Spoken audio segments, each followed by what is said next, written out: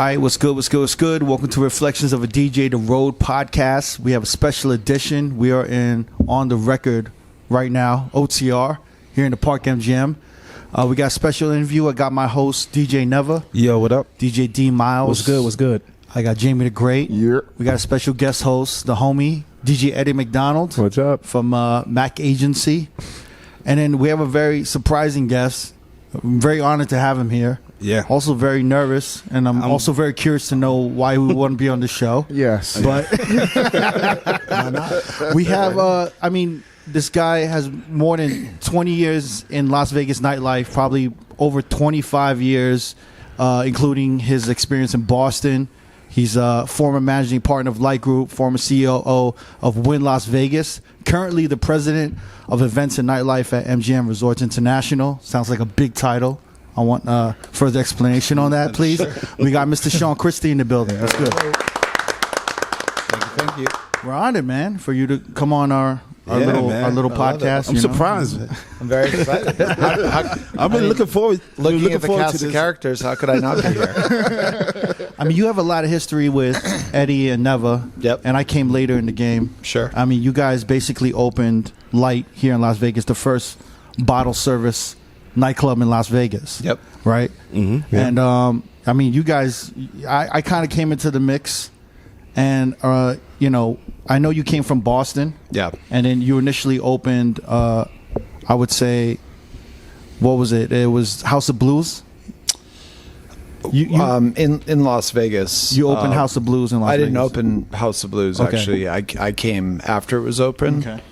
That was my first gig in Vegas and ultimately what brought me out here.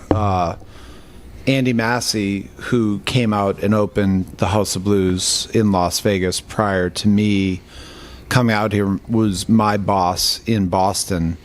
And the very first House of Blues was in Cambridge, Massachusetts. And the company that we both worked for, the Lions Group, was the local operator. So basically, House of Blues Cambridge happened. As a result of that, Andy went out to Atlanta to do the House of Blues Atlanta for the Olympics in '96. And as a result of that, he got the gig to come out and be part of House of Blues and Foundation Room Las Vegas. They offered me a job. I declined initially because I had some stuff going on in Boston.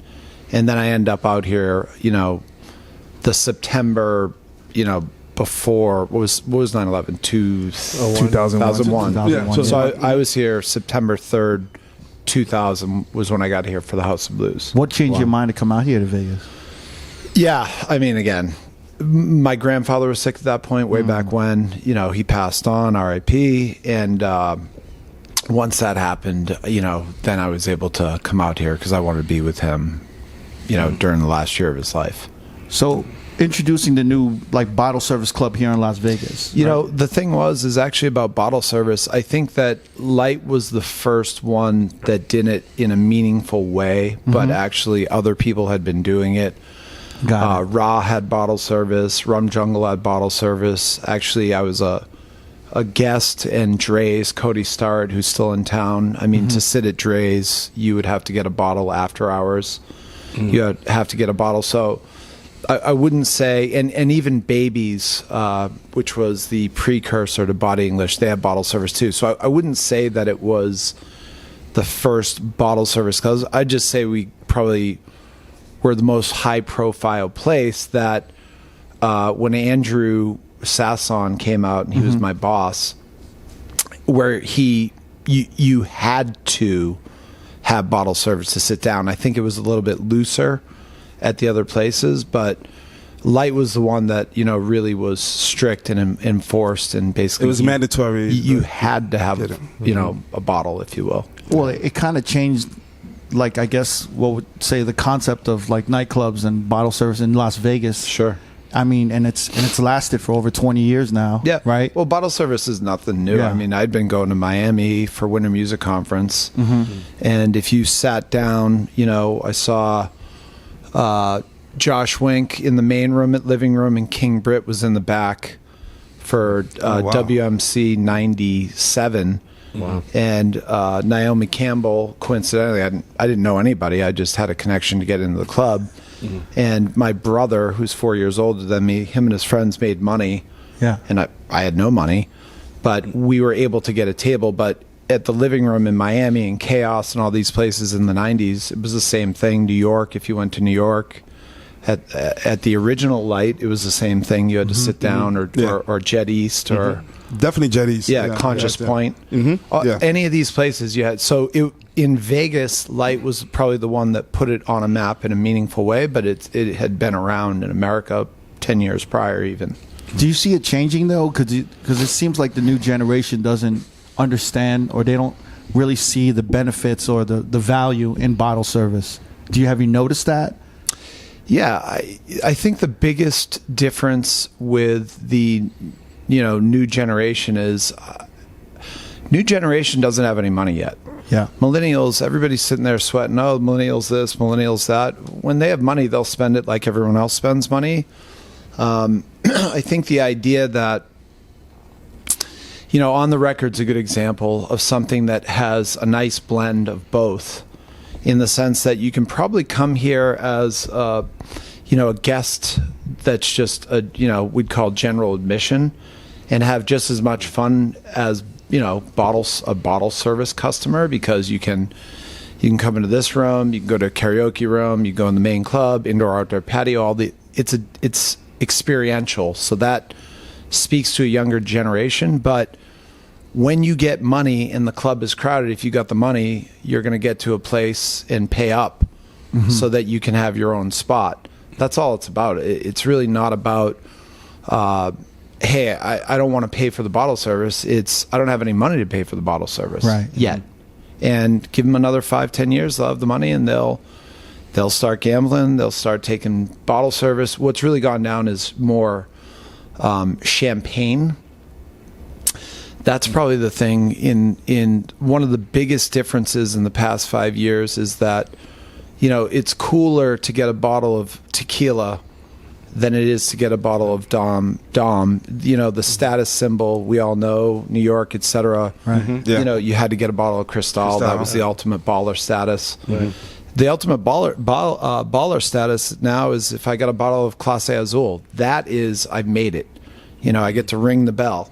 Yeah. And so the thing is, or 1942 or anything like that. So where, we used to be able to get $2,500 for a bottle of Cristal, and now people are just saying, you know what, I'm okay.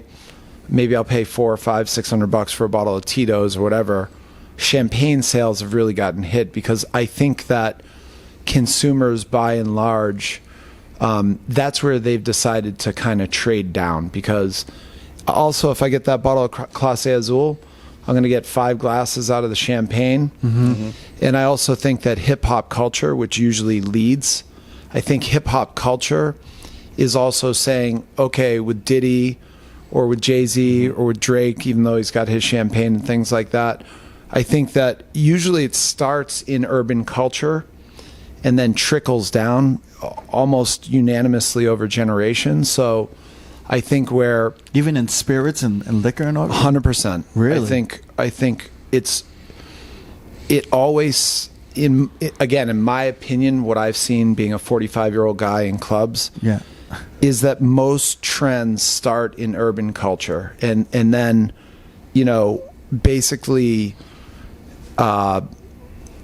then it kind of trickles out into the suburbs, because urban culture defines what's cool and is always up first, and then kids like me who grew up in the outskirts of Boston pick that up, and then it becomes mainstream. But it always starts there, in my opinion. When you were at Light Group, you guys opened. Your first venue was Light, obviously, right? Yeah. And then you guys had like multiple restaurants and multiple lounges and venues. You guys had like Caramel. I think you guys had Jet, which opened later, which actually was the second club. Second club, which ultimately brought me out to Vegas.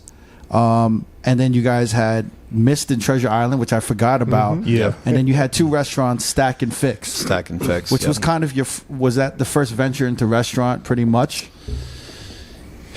Yeah, what happened was we were doing I think it was the second anniversary of Light, and we brought in Leo DiCaprio, and he had gone to dinner at Nine Steakhouse. Nine Steakhouse In the Palms. At the Palms. So he was coming in, and he was kind of our celebrity guest for Light. Again, first or second anniversary, I kind of forget. But he had come from the restaurant, and he was talking. So I was with him, and Andrew was with him, Sasson. And he had said, hey, by the way, really what you should be doing is, I just came from Nine Steakhouse. And again, I'm paraphrasing everything. Yeah. Just came from Nine Steakhouse. You should do that. And Fix, which is currently there today, was called, I think it was called Sam's or something like that. Yeah. Sam's American Grill. Yeah. Whatever it was. It just wasn't working. It was next to the club. And he said, basically, you should do Nine. That was actually the first anniversary. First anniversary? Because I did the second anniversary, and Fix was open. Yeah. Okay, so we tied in, I think, Fix on the second, I think Caramel on the third, maybe. Yeah. Some version of that. Yeah. But actually, it was Fix was Leo DiCaprio's idea because he loved Nine, and then we hired Brian Massey, Oliver Wharton. Actually, I think we hired Oliver first, whatever it was, but it was really kind of Leo's idea initially.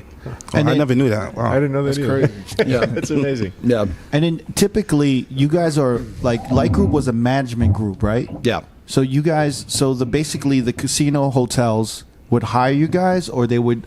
How would it work? They'd take a commission of sales, because what I'm starting to see is that, later after the Light Group, you moved on to the Win, and you opened like the first boutique club, which would be Blush. By the way, it was just an ultra lounge, and I just wanted to come up with a gimmick because I saw boutique hotel. I was like, okay, I'm sick of hearing ultra lounge. Anytime I hear something often,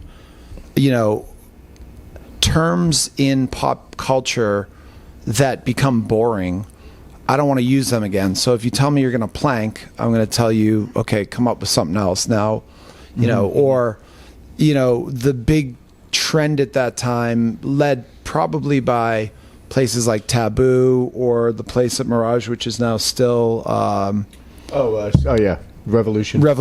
Yeah. There was this explosion of ultra lounges, and I was so sick of seeing that. I wanted to say ultra lounge because it means a lounge that has dance floor with a cool DJ. It's like a big lounge. Seating. But I was tired of seeing it, so I just said, you know what? Boutique hotels, boutique nightclub. I'm going to be the first boutique nightclub, even though it's an ultra lounge, and it gave me a little gimmick.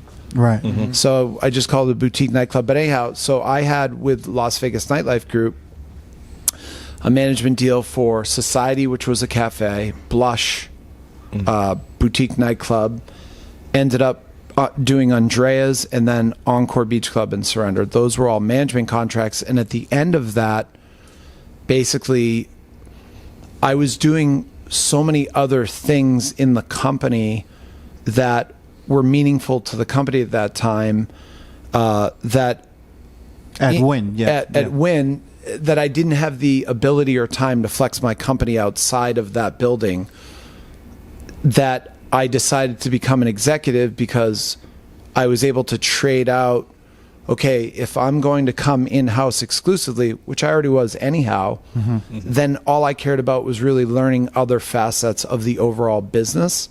So that's how I ended up becoming an executive, and that's why theoretically it became in-house. It wasn't about, we want to bring everything in-house. It was more a matter of my personal relationship with the organization and us working together to figure out, what's best for the company and best for me.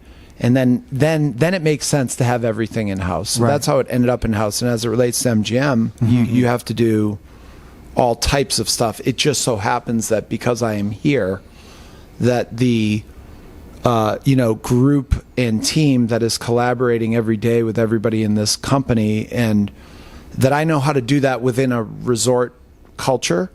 And so the idea is, hey, we want to have a more meaningful, active marketing program led by Nightlife and Daylife. And I think that sitting in Park MGM, it's appropriate because now this seems to be the place that's maybe the most relevant in town.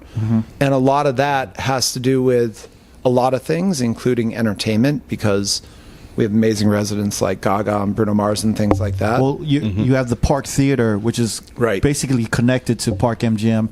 And I just want our listeners to know, when we speak of the MGM, like basically resorts, we're talking about the Aria Hotel, the Bellagio Hotel, the MGM Grand, Mandalay Bay, the Mirage, New York, Luxor, Excalibur, and your new project, which is the Park MGM, which was formerly Monte Carlo. And that's just in Vegas. Yeah, that's just in Vegas. That's just Vegas, and also T-Mobile Arena. T-Mobile the Arena. park, which is outside in the building. So, look, it's a giant company, and so giant companies need to be current and topical. I have an amazing relationship with the president of this hotel. His name's Patrick Miller. And so, led by my boss, his name's actually Anton. He's the portfolio president, and Patrick's boss, and of course Jim Mearns, the chairman and CEO of the company, things like that.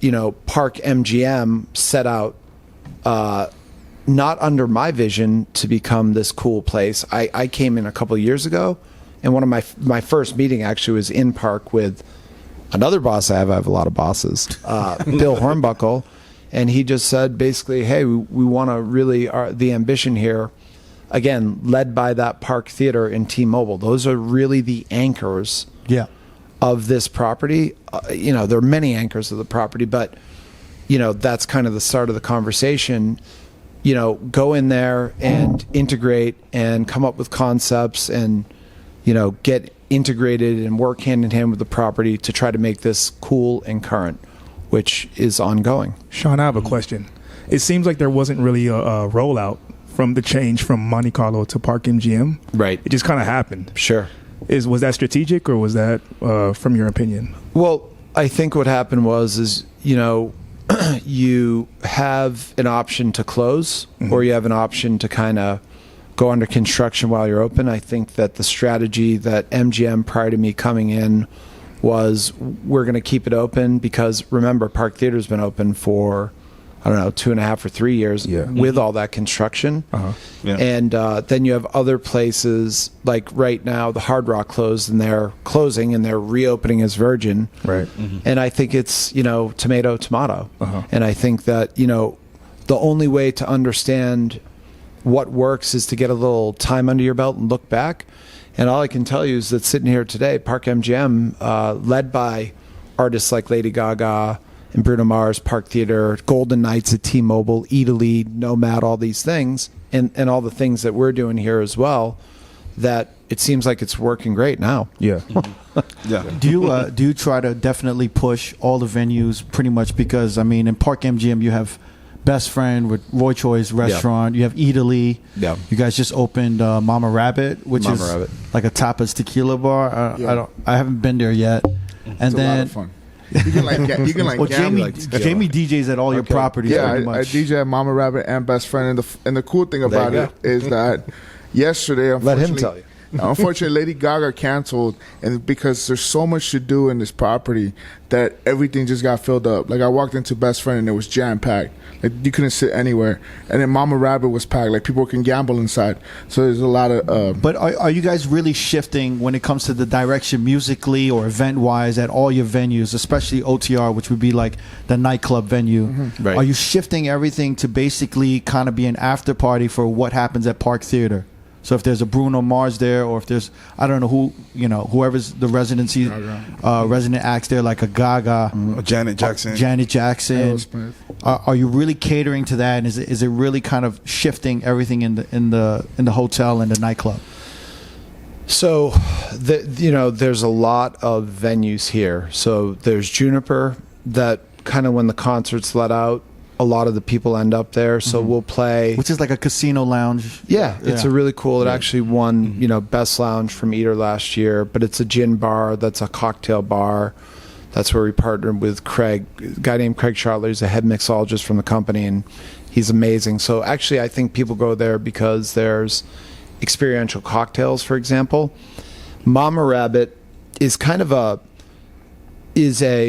step toward a nightclub in the sense that it's a tequila bar. It has gaming. It has DJ. It has live performance. So there's just a lot of, it's kind of like on the record in the sense that I think the consumer is demanding more things to do in less traditional ways. So like Mama Rabbit was the idea that I can go somewhere and I don't have to leave and I can do multiple things. I can eat. Tequila is going to be the hook in terms of, you know, the reason how I can talk to the consumer. We had a amazing cultural partner named Bricia Lopez who kind of guided us on that journey to put Oaxacan food and tequila and mezcal. We hired an artist, Okuda San Miguel, who did, you know, art. So there's art, there's tequila, there's amazing design. You know, we have custom chandelier from Andrea Claire Studios. There's gaming, there's entertainment, there's a cool DJ booth that looks like a flower cart. And actually, unbeknownst to a lot of people, we punched a hallway through into Best Friend with the idea that, and it's manifesting now, that those two things can connect. And not only can you go to Best Friend and get great Korean barbecue, you can listen to great music, there's a really cool bodega up front, that all of that becomes one to a certain extent too. And what Park is a place that I can go from within a 75-yard walk. I can go from Italy, which has 19 experiences. I can go to Best Friend, which has several experiences. I can go to Mama Rabbit and do a bunch of cool and fun things. I could sit down with Eddie. I could get something to eat, and while I wait to get my food, I could gamble. I could listen to music. I can get tequila. And then as I continue on, there's a sports bar. There's Juniper on the record, which is above. Bavette's, Nomad Bar, Nomad Restaurant. So the idea is that there are a lot of fun things to do in the building because in Las Vegas, as we all know, it's about giving people opportunity to let their hair down and have fun. And if they have fun, they'll come back. So when you're putting all of these things together, and I want to focus kind of on OTR because sure, someone with your background, I want to talk about this because you opened Blush, and then you opened like a mega club, right? You went from a boutique club, quote unquote, to like a huge mega club, and probably maybe one of the biggest day clubs in Vegas at the time. And it was Encore Beach Club and Surrender, which everyone attributes you to introducing a lot of the EDM DJs and the EDM scene to Las Vegas. And this was after your success at Blush. And I want to talk a little bit about Blush before we get into everything else. Sure. Just because with what you did with Blush, I feel like you kind of over-exceeded expectations on what an ultra lounge or a boutique club could be. Sure. And I just remember the industry night that you guys had. And I kind of wonder now, I look back 10 years ago in Las Vegas, and then there was industry nights everywhere. There was a Tuesday at Pure. There was Monday at Jet. Sunday at Light. Thursday at Tao. Wednesday at... I remember Surrender was one of the options, and then another one would be Wednesdays at Surrender. like Tangerine, right? Was Tangerine? Yeah. Wednesdays. Yeah. Now, like people who used to hit me up back in the day, and I'd be like, "You need to go here. The DJ's here. You need to go here. The DJ's here." Now, I feel like there really isn't an identity for an industry night, and I wanted to ask you. I mean, the climate of nightlife right now feels like there's an oversaturation. It feels like something's a little off with Vegas, but just because I don't feel that there's an industry night anywhere. Like on a Sunday, I don't know where to turn people. I don't know where to turn people on certain nights, and I'm wondering how important is an industry night in a city like Las Vegas, and then how like if a club has a successful industry night, does that translate to their weekend? Does it carry over to the weekend numbers? You know what I mean? Yep. Good comment, question. Every club in Las Vegas has an industry night is number one. And so the industry night on the record is Wednesdays, which, I don't know, some people have played, some people haven't, but a lot of people have played. Yeah. And if you don't have a relevant industry night where local people, which industry just means local, because the vast majority of the people in Las Vegas, work in some way, shape, or form on the Strip. I mean, not everybody, but the people who kind of define where people go work at relevant casinos, restaurants, bars, whatever it might be, retail shops, etc.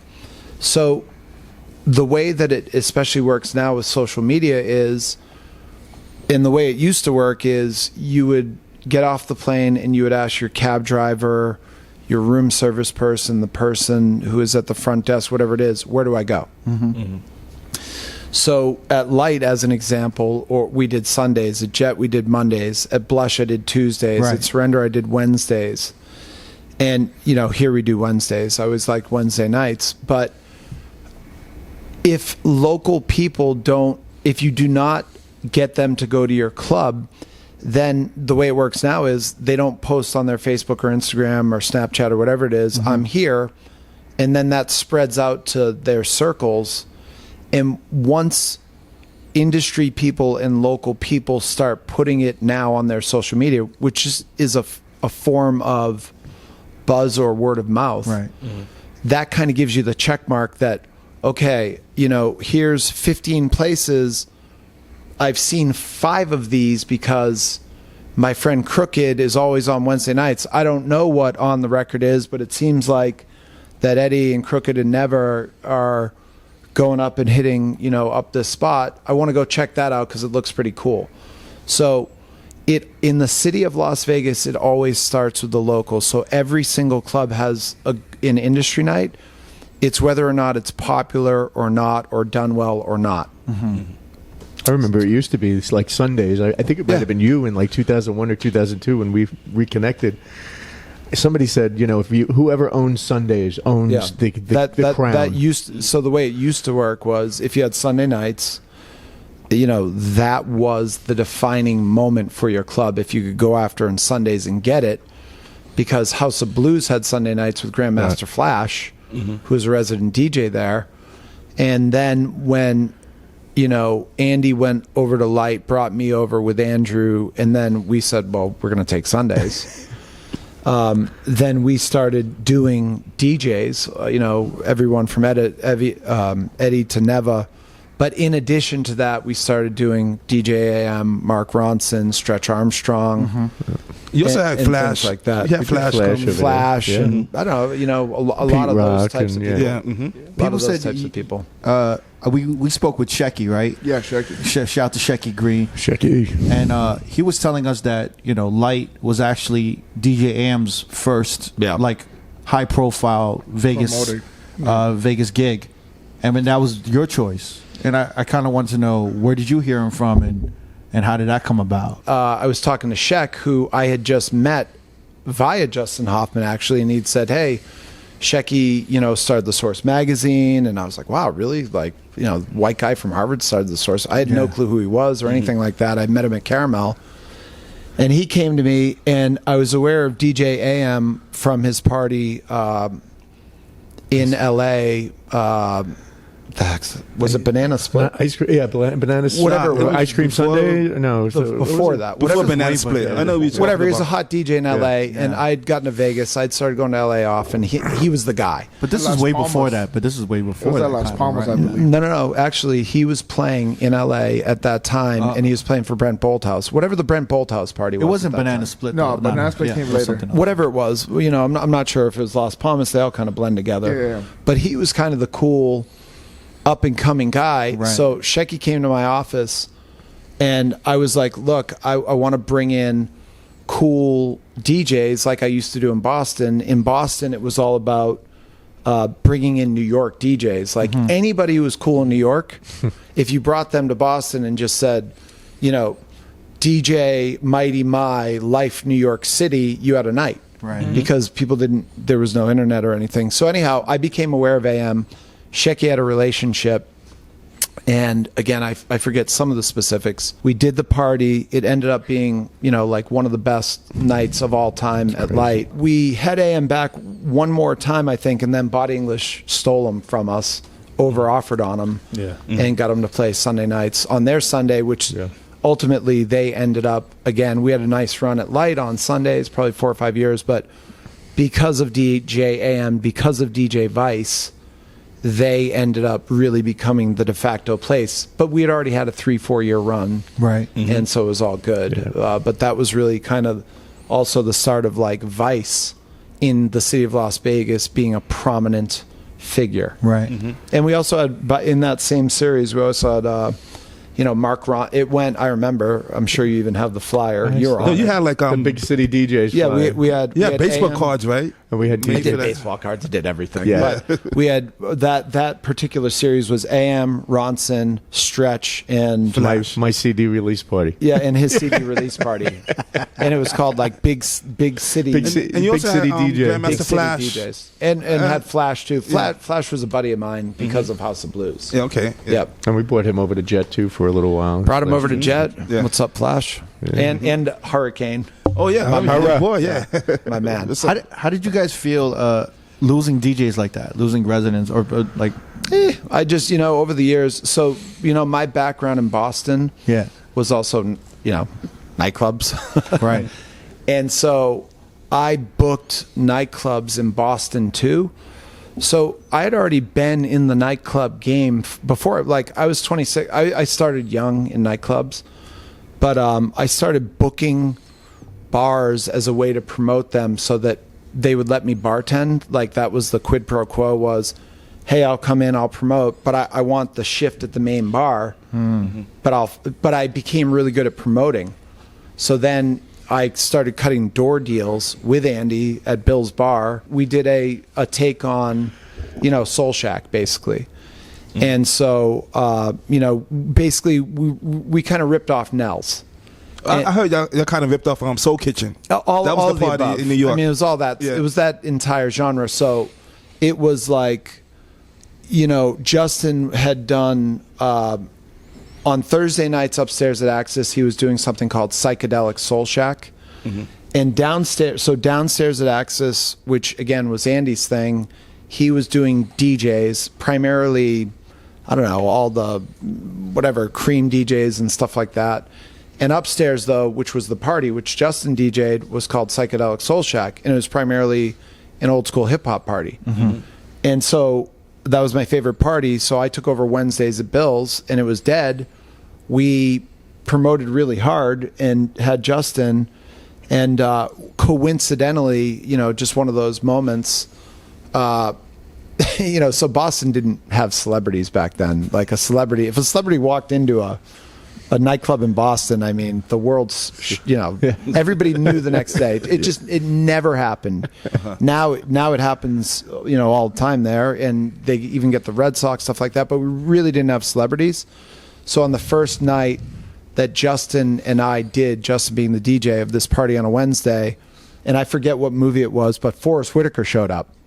And it was like from that moment on, that was the party, and it was literally because it was cool music. I had done a really good job promoting with a couple of my partners, and for whatever reason, Forrest Whitaker randomly showed up. That's weird, man. Yeah, and so from that day on, that was like the spot. That was So the cherry on top. Because of Forrest Whitaker? Forrest Whitaker. Amazing. because of a lot of things, but really the Ghost Dog. that was like that was the extra sauce. Yeah. And so out of that, I started doing Thursdays at Karma Club. Similarly, we had a lot of success, and then really what happened was this club that, again, Andy was the general manager at. He made me a manager, and the long story short is in order to fill that club, John Debo, who is a DJ, I don't know if you guys know him. He's he's been around forever. What up, John? I don't know if you're around, but John was booking Axis and was really booking Sasha and Digweed, Dave Seaman, Dave Ralph, all the old school, Nick Warren, this whole import crew. And so what I started doing at Karma to compete, because the clubs were next door, is I was struggling because actually what I tried to do initially was book boogie nights. And it worked for a very short period of time. And I only did that because I had seen Jason and Noah do it once. and they had a big crowd and ended up fizzling out. But I was trying things like that, like Boogie Nights, like a disco 70s yeah, party. and then I was trying things, whatever the version in Boston of like, again, Steel Panther, like cover bands, because I didn't know how to fill it, because I went from a 200-person bar to like a 1,400-person club. But I was a club kid, so I'm like, you know what? At the end of the day, this is the music I like. And I went to Andy and pitched him, and Justin actually was kind of feeding me the right names. And so then I started just saying, okay, you know what? Who's cool in the New York clubs? Who are the big names? And I focused solely on Frankie Bones, who was a resident DJ in 96 for us or 7, Roger Sanchez, you know, Hex Hector, Dave Waxman, who still laughs to this day about it, who's now president of Ultra Records. And I did a flyer, which I actually brought to him one day, that was a Miami license plate that said Waxman, you know, just as a fun thing. But I kind of went after the New York type DJs, Danny you know, or something like not even those, because we didn't have the money to do the big ones. Yeah. I was kind of going after, again, I did, you know, Charles Feelgood, Bad Boy Bill, you know, anything I could get my hands on that I liked and was in my price range. I did Deep Dish. Oh yeah. Yeah, you know, so a lot of those types of things, because then what happened is on Lansdowne Street at that time, there was a 1,200 person club, 1,800 person club, and a 3,000 person club. And so it ended up being that I started, you know, I was booking Karma Club, and I started doing all those things. Like the first time Fatboy Slim came to America, I brought him in, and it was because Justin Hoffman was all over me saying, oh my God, you know, you got Fatboy Slim, Fatboy Slim. I didn't even know who he was. And also another one of those lightning in a bottles, I brought him to WBCN to promote that album, Right About Now. You've come a long way, baby. Whatever that album was. You've come a long way, baby. Yep. And so he had just, I actually thought initially, I didn't know even what Fatboy Slim was, but I brought him to WBCN. A caller called in and said, as I was in the studio with him, you know, I want to hear that band, that song, that, you know, that artist, you know, right about now. And he starts singing it as he's doing a live interview. And actually on the release, when you play that song, you'll hear that interview, which he then dubbed into the single.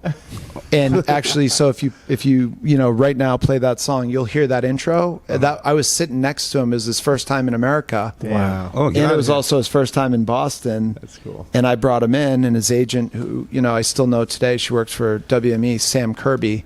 I don't think she's his agent anymore, but so I got friendly with him for a second. Fatboy's name is Norman Cook. Yeah. But I would read all the DJ magazines like Mix Mag and all those old school. So I was aware of him, but really it was because I was friends with Justin. Right. And Justin was so on top of music. Wow. And Justin would, you know, play the after hours at Karma because Boston closed at 2. So, you know, we were bringing in, you know, Armand. And so, and then I end up at the big club. And so, which became big. It was called Avaland, and it would 4,000 or 5,000 people.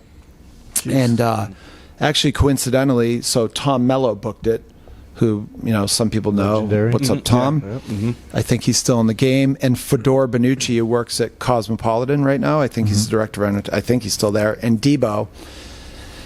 And our office actually was under. There was a bar. So all of this were warehouses that were built out, all of these clubs. And so I took over as the general manager, also the Mama Kin Music Hall. And so underneath the music hall, which was, you know, Mama Kin, the name of the bar was Mama Kin. They had a playhouse and they had a music hall that was 1,800 people. But my offices were their studio, but they only showed up once. So what ended up happening is myself, Tom Mello, John Debo, and Fedor ended up taking over their studios, and they became our offices. And so, like, all that stuff was happening. So Mello did Friday nights, and I started booking, again, what we used to refer to as, like, I would do the Guido nights. And I would bring in, That's where we met. I met Sean in Boston when you booked Johnny Vicious, because that was my best friend. So I from booked back Johnny home. Vicious, Hex Hector. Yep. Actually, Razor and Mello Guido. on the bigger ones, Mello really had the relationship. So he brought in Razor and Guido. He brought in Tenaglia. And Was Junior Mello also Vasquez. doing parties in New York at the time as well? You know what? I think he was. Yeah, he always had that. Because I remember seeing connection. his name all over town doing parties back in the days. He was doing all that stuff. So my point is by the time I got to Las Vegas when I was 26, I had been in that game, competing ferociously in Boston for about 5-6 years. So when I came to town, really not a lot of people were doing it. So I was kind of like, okay, well, this is a way to fill the club. So even at the House of Blues, I booked Paul Oakenfold. I booked, one of Perry Farrell's first DJ performances. I brought Frankie Bones out. It didn't work. It didn't work. It fell flat. And I was like, oh my God, my favorite DJ's coming, Frankie Bones. And it just, so again, when I came to Vegas, I had already had a lot of experience booking talent or DJs. I was booking Jam Master Jay and Scribble and, all that stuff too. You were booking the music hall and Sponda, right? Which was the upstairs. Yeah. Well, I started actually, so right before I left, Foundation Room was private.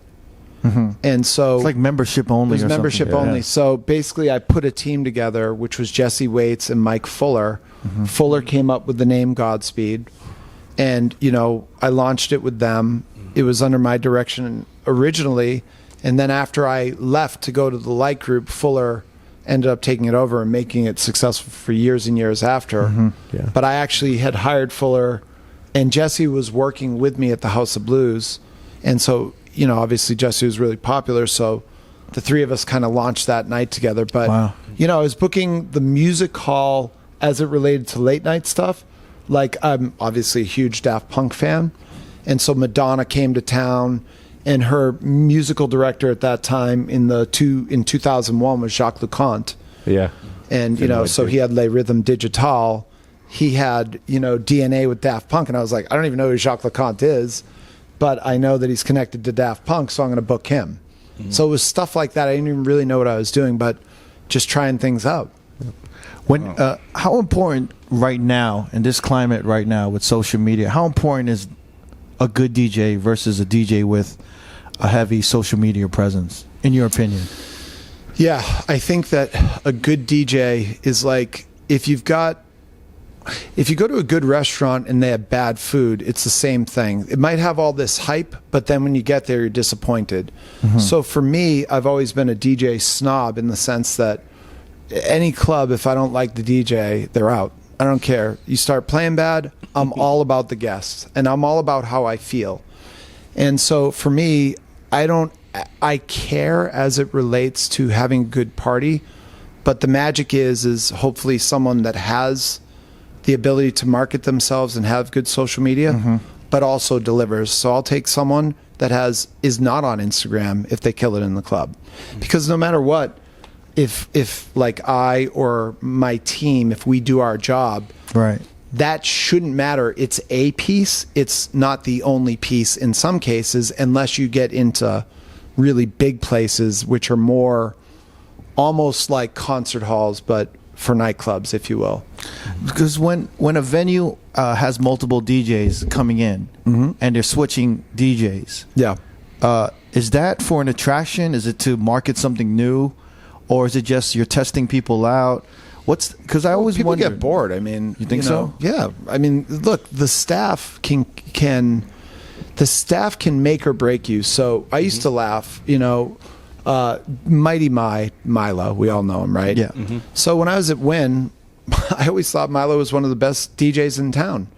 And so, but I would always have, so I was at Wynn for 10 years. Milo was with me the entire way for the entire decade. Played everything. From Blush to Surrender, TBC, Encore, Beach when Club, I took over all the Wynn Nightlife, Excess, everything. I always thought, you know what, no matter what, the music will be good if I put Milo on. He opened for everybody, he closed for everybody, right. He could hold the night down if they didn't show up, or he could hold the night by himself, and he could play every genre. EDM, old school hip hop. It didn't matter. If I put Milo in, there was good music. So right. but because he was there so often, the managers, the staff, everybody would always be like, we're so sick of Milo. He sucks. I would hear things like that. Mm-hmm. The thing is I'm skilled enough to understand that that's just their fatigue of hearing the same thing over and over and over. And they also, the common complaint, which I'm sure you guys hear all the time, is he plays the same thing every night. Meaning, hey, I know, 8 songs in a row that he's going to play because he's got a good rhythm with edits and remixes, and it blends nicely at this time.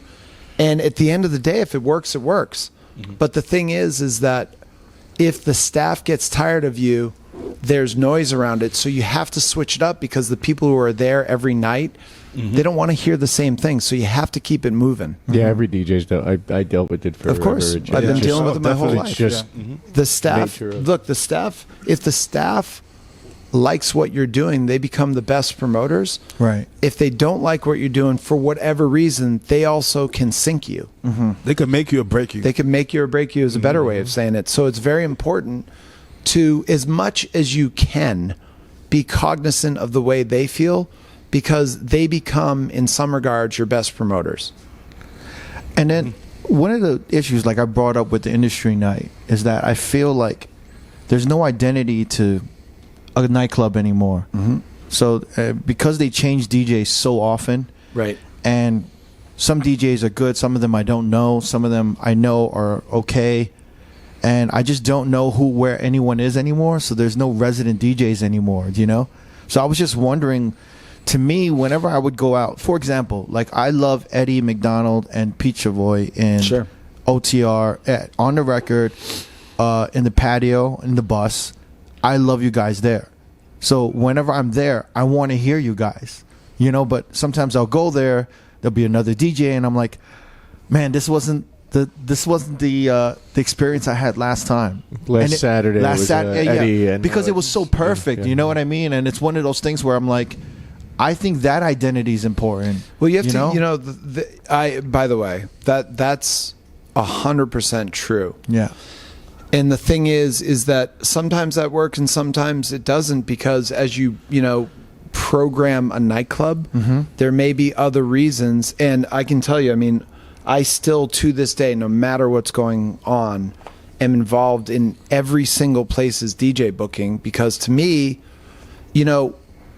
what is the thing that people are coming for more than anything in my mind? If you've got a really cool place and the music is bad, people leave. Right. So for me, the starting point has always been good music, no matter what. I don't care if you've got the most beautifully designed place in the world, and music doesn't have to mean a DJ. It could mean it could be whatever.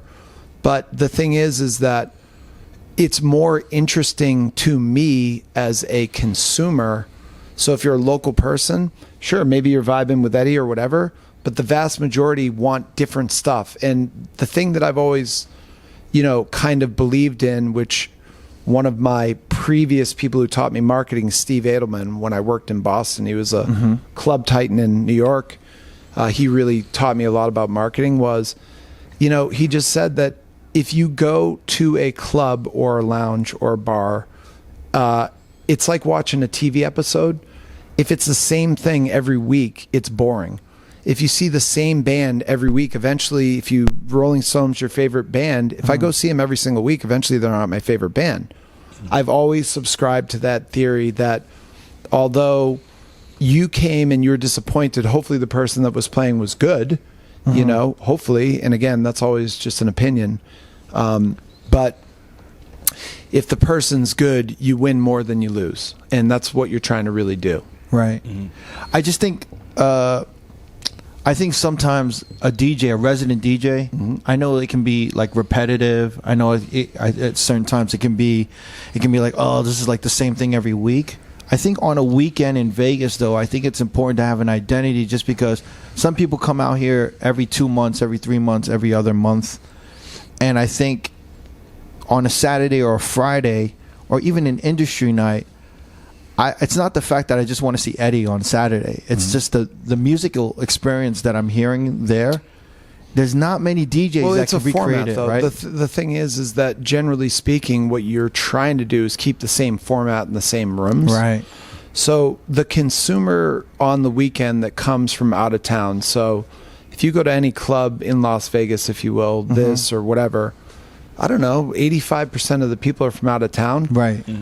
They don't care that Eddie's DJing. They don't know him. They don't care. They care that the music's good. Right. And they care about the format, meaning, okay, if I go into the main room of On the Record, I know what that format is. And then, oh, by the way, if there's this cool bus and they play throwback music, Right. they don't even know what that means. They just know. And then hopefully we serve it up in a way that is interesting, like you're responding to. Right. But they could care less if you're not in the league of, where you're going to see, again, Tiesto, if you will.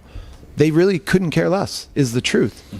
I care, we care, the staff cares because that's about the music, but the consumer really doesn't care, provided that there is a good product that is being put forth. And what I'd say about all the people in this room, I could put any of you on that bus and have a very similar product in the sense that, I like to say that DJs are like, going on a ride, you have to be a certain height. Yeah. Everyone here is a certain height. So as long as you're in that category, then it's really just a matter of opinion and taste. And everyone's got one. So whatever. And then it becomes availability, and then it becomes switching it up, and then it becomes giving people opportunity because they're loyal. If Eddie plays every single day on the, Rolls Royce, and Pete Chalboy plays every single day on the bus, then actually no one's getting an opportunity. And so all these people who might be playing lounges or places that, they're doing because they need to make a living in a gig, I don't have the ability to, kind of pay it forward to them and give them an opportunity to rock like a better crowd or a more energetic crowd or what might be perceived as a better gig. So for me as an operator, I have to take those. I can't just have one or two people, even though I know that if I put Pete Chalboy on that bus, that is the aspirational DJ for the bus. He's that guy. Right. I mean, he know when he can create magic, everyone can. But I agree with you. If I put Pete Chalboy on that bus, I could listen to him every single day, every single week of my life on that bus. Yeah. That's no doubt. But a lot of people want to play the bus because it's kind of fun and cool. So I got to keep it moving. As long as you maintain the bar of what is expected and the format and everything like that, I get such a kick, especially on the bus, because I've gotten to see a lot of you guys play. And there. some people surprise you. It's amazing to hear different different DJs' interpretation of old school and how they're going to, because you have a very broad palette, brush to. It was like the first time I heard Zoe on the bus. I didn't know who he was. Yeah. So and then I was like, and I remember, I think I talked to Zach or Pierce or someone or Eddie, whoever it was. And I was like, wow, who is this guy? Oh, my God, you didn't know Zoe? No, I don't know who Zoe is. He's a guy named Zoe. He was playing at Best Friend. And he got on that bus and blew my mind. I was like, wow, this guy is a real DJ. Yeah. So dope. It creates those types of opportunities when you switch it up. Yeah. Do you hear a difference in the newer generation of DJs compared to the older? Is it very similar or is it different? I think a good DJ is a good DJ. Some of the younger guys, I like, for me, the people that I work with are the people I like. A lot of the younger guys, when I go to LA clubs and hear them and I hear what they're playing to kind of, get that crowd going. And it's a lot of that hip hop. Maybe it's more down tempo or, whatever you want to kind of coin that rap, if you will, stuff like that. That's not for me, but I'll tell you that, like Little Baby, right? If you play, look, not a fan, don't like the music, it's not for me. I'm surprised you know who that is. I was like, okay. But I'm just saying that I will tell you, because I was in LA a couple weeks ago and they played a Little Baby song and I saw everybody move. So I asked the guy next to me, hey, who is this? And the thing is that, okay, I don't know who that is, but I did see every single person basically know every single word of the chorus and move to it and have some type of like club dance. And I was like, what song was that? And so it's not for me, but I'm agnostic in the sense that as long as the crowd moves, that's all I care about. I have a question. When you opened Surrender, you brought in a lot of EDM DJs. What gave you the idea to bring in EDM DJs? Because at the time, it wasn't that big of a thing. Everybody was still doing mashups and open format. But with you, I feel like you was like the first person to bring out all the big EDM DJs to Vegas. Yeah, I mean, that's true to a certain regard. I mean, you know, prior to me, Neil Moffat had been bringing people into ICE, you know, even way back.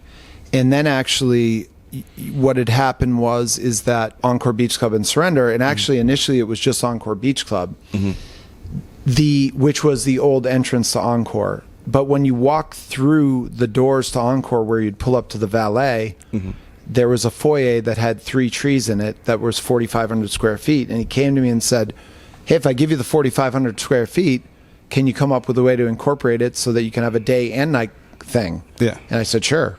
Actually, I had no clue if I could do that or if we could do that. I was just like, yeah, whatever. So now I get a day club and a night club. And so actually what I thought the most challenging part was because Encore Beach Club I had worked so hard on that I was really confident in that because the competition to that at that time was Rehab and Wet Republic. Wet Republic was a hotel pool they converted. I was building something from scratch. You know, I had a lot of experience. And so what happened is at Blush, I started toying with DJs. So I brought in for Halloween on 2009 Cascade at Blush, and we did record numbers. I brought in Steve Aoki for something shortly thereafter, and there were record numbers.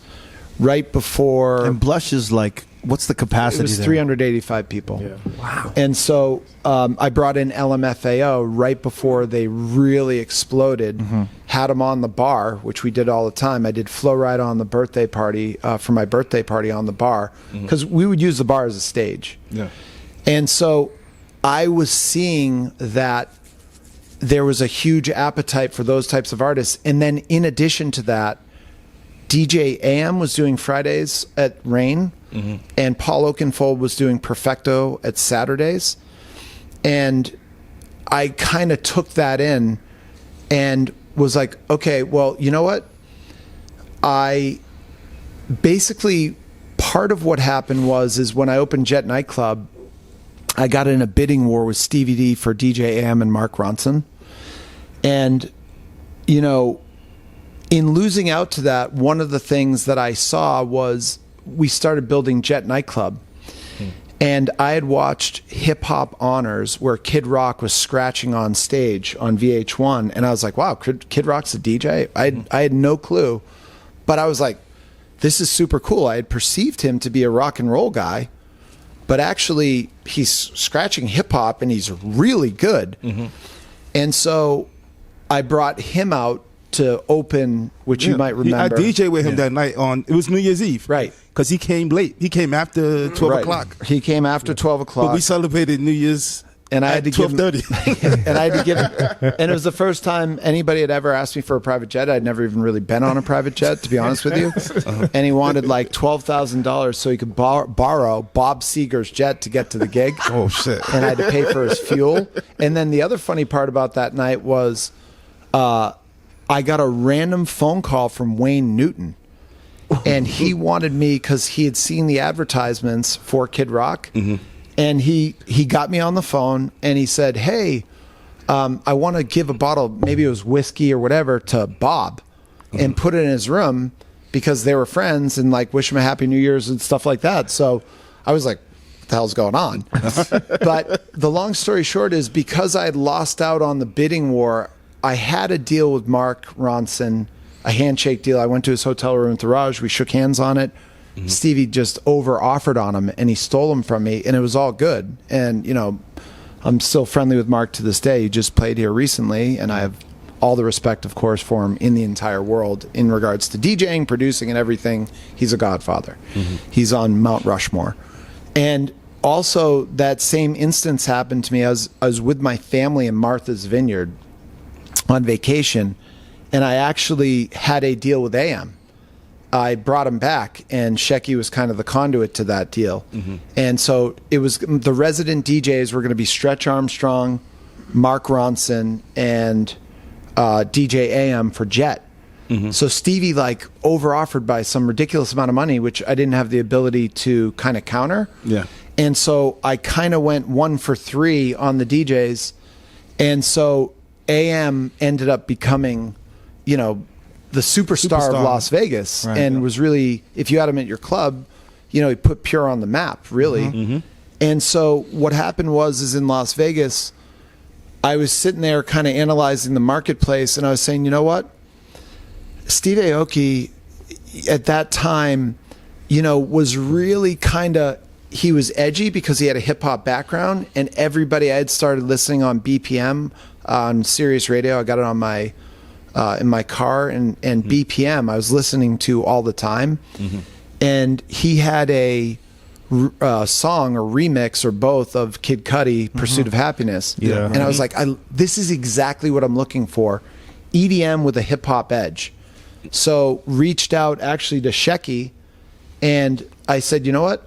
Paul Oakenfold's the musical director AM's the musical director of the Palms. I don't even know what that means, but I'm going to see if Steve, who's got this kind of darker, edgier, you know, hip hop meets EDM background that he's going in, that really is resonating with me. He's got Dim Mac. He's got a great look. I mean, he was kind of exactly what I wanted for Surrender. So reached out to him, made him the musical director, made him a resident DJ at night, which was that darker rock and roll hip hop, which I wanted for the night, because really Surrender and Encore Beach Club were the same place. And in that same time, actually, 2 things happened. Shecky and I pitched Daft Punk, and you know, I don't know if he told the story about Daft Punk, but so anyhow, we pitched Daft Punk to be part of Encore Beach Club. And actually help design it, and we actually took him out and everything like that. And Shecky was driving. Did he tell you that story? Yeah. Driving and playing 80s for him and all this stuff. It was a great night. I mean, you know, obviously a gigantic Daft Punk fan. But what had also happened was Cascade for the day was the embodiment of everything at that time, 2010. It was melodic. Girls liked it. It was singable, had all these beautiful medleys and everything. You know, in addition to that, he was Mormon. He was clean. And so it was, even though Steve is that too, but their public personas were so different that I thought that no matter what happens, I have to put big talent in this place because it's 55,000 square feet, day or night. I'm not going to be able to fill it. No way. So I need stuff. So in the beginning, I tried LMFAO, I tried Neo, but the things that actually were having the big successes were Steve at night, which on Fridays was the first time at that time that anybody had affected excess, because they had a lock on basically every night. And all of a sudden, next thing you know, when Steve was DJing at Fridays at Surrender, we were actually the place to be. And Sundays at Encore Beach Club with Cascade were the place to be. So once I kind of digested all that, then basically I went on a mad tear. And I said, you know what? I've been here before. I've done this before in Boston. And by the way, next time I'm not going to get beat out. So what happened is, you know, everybody started competing right at that moment. Wet Republic, Marquee came into the mix, and they stole Cascade from me during the night, and I still had Cascade during the day, but he did night. Eventually, the next year after that, he did day and night for Marquee. But when we started getting into the bidding wars, the one thing that I learned from my experience in losing Ronson and AM was, I'm just going to pay more money. So as an example to that, in 1 week, I signed 31 resident DJs, all at Surrender and Encore Beach Club, and I signed, you know, Skrillex, I signed Avicii, signed Calvin Harris, signed Diplo? Knife Party. No, Diplo came actually about a year and a half later, because he was actually playing at Palms. Oh, I didn't know that. Yep, and Dave Fogg. Actually, Jesse came to me, because then all of a sudden Jesse saw at Excess that we were having success, and he had done Afrojack one time, but I was doing regular DJs. And then the truth of the matter was that nobody really wanted to play Surrender. They wanted to play Encore Beach Club. And so basically, Jesse and I got together and we're like, look, everybody wants to play Excess and Victor's not here anymore. So let's just work together. So even though I had Calvin Harris exclusive at that time for Surrender and Encore Beach Club, the only way I was going to be able to re-sign him was to, quote unquote, and I say let very loosely, but was to work with Jesse so that Calvin could play Excess. He is a really cool guy. So he still did maybe 6 gigs at Surrender primarily on the Wednesday nights, but really it was about playing at Excess at night. The bigger guys, because we had good relationships, would do Wednesdays basically for me, and because of their big contracts with the Wynn, and then do Encore Beach Club. So every time that I got in a pinch, all I did to the agent was say, wasn't really hard, because I knew the type of, our profits were so big that even if I lost some margin, I would just overoffer. So it was like, okay, well, he'll do it if you pay him $5,000. Fine, no problem. And it was just automatic. I wasn't ever going to lose someone because I was grinding over $5,000 or $10,000. That, of course, became a much bigger thing down the road. But in the first couple years, we were able to, Jesse and myself, really, kind of flex into our pocketbook and really, capture a lot of the bigger artists. So at one point we had Swedish House Mafia, Tiesto, Avicii, all the best guys. We had everyone. Top guys. Yeah. And so we had the best product at that time, and we were offering the most money. And we also knew artist relations. I mean, Jesse, myself, many other people, Jared, we personally dealt with the artists. We made sure they were checked in. We made sure their keys were there. We picked them up in a Rolls Royce. We gave reimbursements for private planes, and we did it right. And so all of that ended up, basically letting us have the lion's stake for, a period of time, the best people. What was the projected budget for that whole thing? Did you guys realize, oh my God, we're spending so much money? Yeah. And then, of course. Yeah. I heard that Avicii had $300,000 a night. Yeah, I mean, again, R.I.P. Avicii. Yeah. Look, I'm not going to publicly talk about what people made, but he made, lots of money, and the club made lots of money, and it actually all made sense because at that time, Tim, Avicii, actually, when he came out with Hey Brother, he was the biggest artist in the world. Yeah. So we were having the success. And Jesse was really tight with him. I became close with him after Jesse left, but that was Jesse's relationship, really. Even though, incidentally, I was the one who, at first, actually, I had a contract for him when he was 19 years old, and had an offer on him, very early on when his only single was Penguin. And, we made a lot of money with Tim, and, he deserved every penny he ever got. I actually wanted to kind of go off of, Chaos just closed. It was a huge mega club, right? A lot of the new venues that you've been opening, like in OTR, has been a smaller venue. Yeah. Has been kind of, as much as you have an EDM background, it's been kind of more focused on throwback music, almost like, even when I look at the structure and the build out of On the Record, it's like an ode to the 80s and 90s, if anything, right? I kind of, being kind of like a nightclub, a nightlife visionary that you are, where do you see the nightlife moving forward, especially with large venues like Chaos and all these inflated kind of DJ rates and everyone, and things like that's happening. And then we're entering like an election year. I always tell DJs this, you enter an election year, everyone starts tightening up, the budget starts getting cut, and I don't know, we always speculate that the DJ budget's always the first to go down. I mean, where do you see nightlife going in the next year or two? I think it's going to be kind of rough, or I think, and I'm kind of wondering, where do you see it? Well, there's always going to be room for entertainment and talent.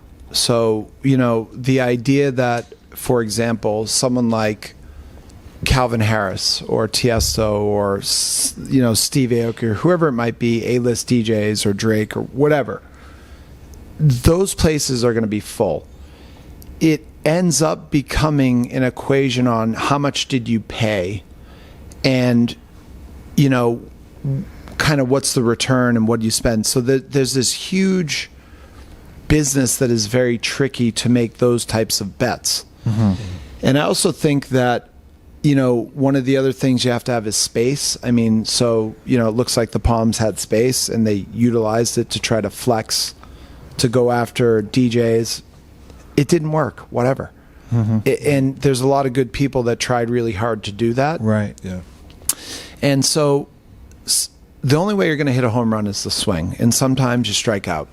And that's the game that you're in. I mean, I've had a lot more wins than losses, but I've had losses, and my losses have always taught me how to hopefully have, more meaningful wins. Mm-hmm.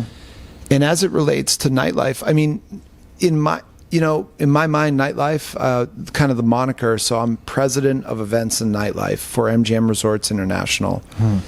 And I've kind of coined our department as we sell fun.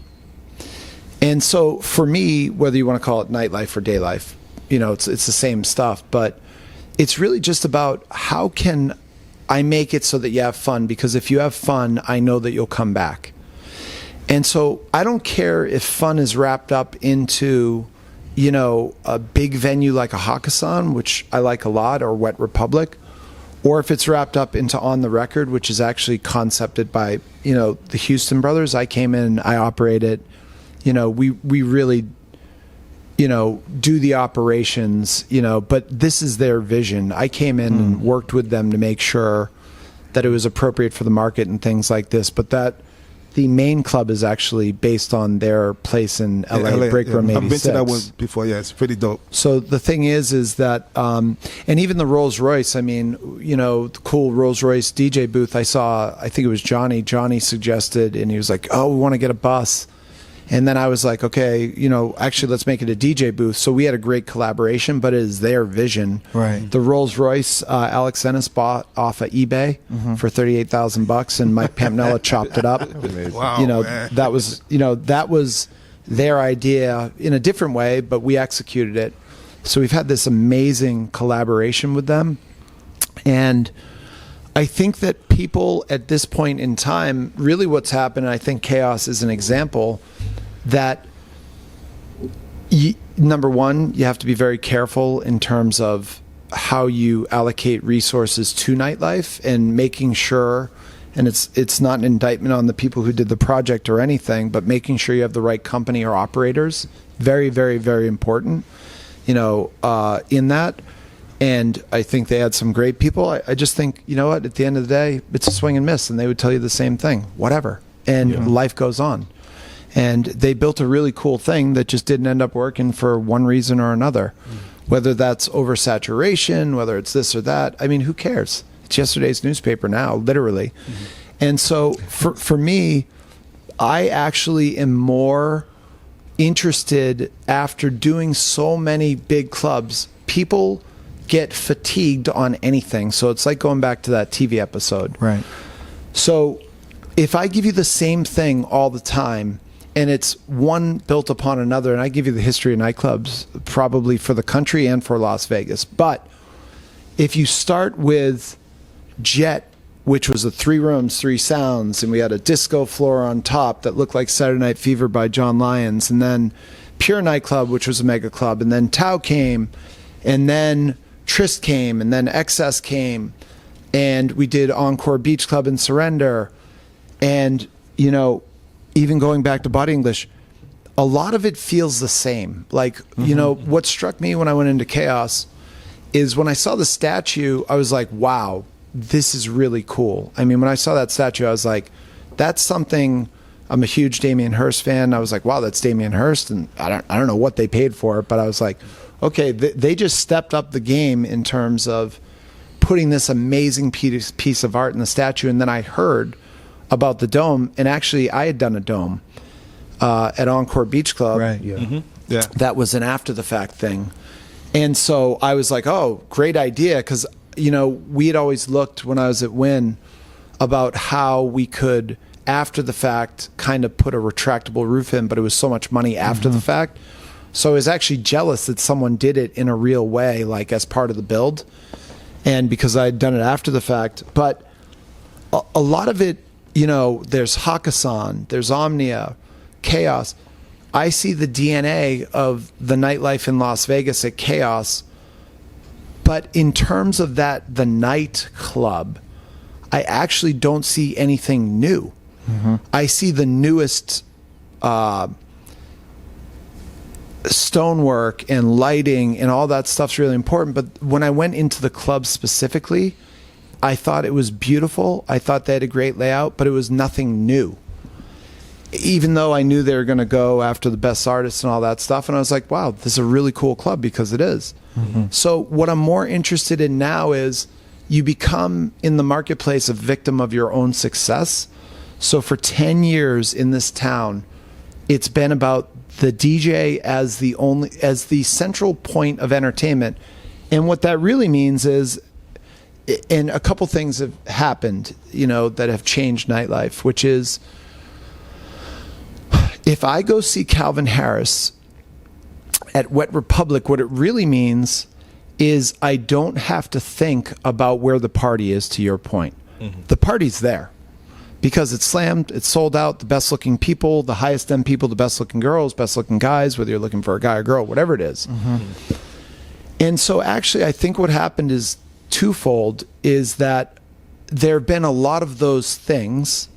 They're more available. So when you used to go see David Guetta, as an example, he had been to Las Vegas one time for Perfecto in like 10 years.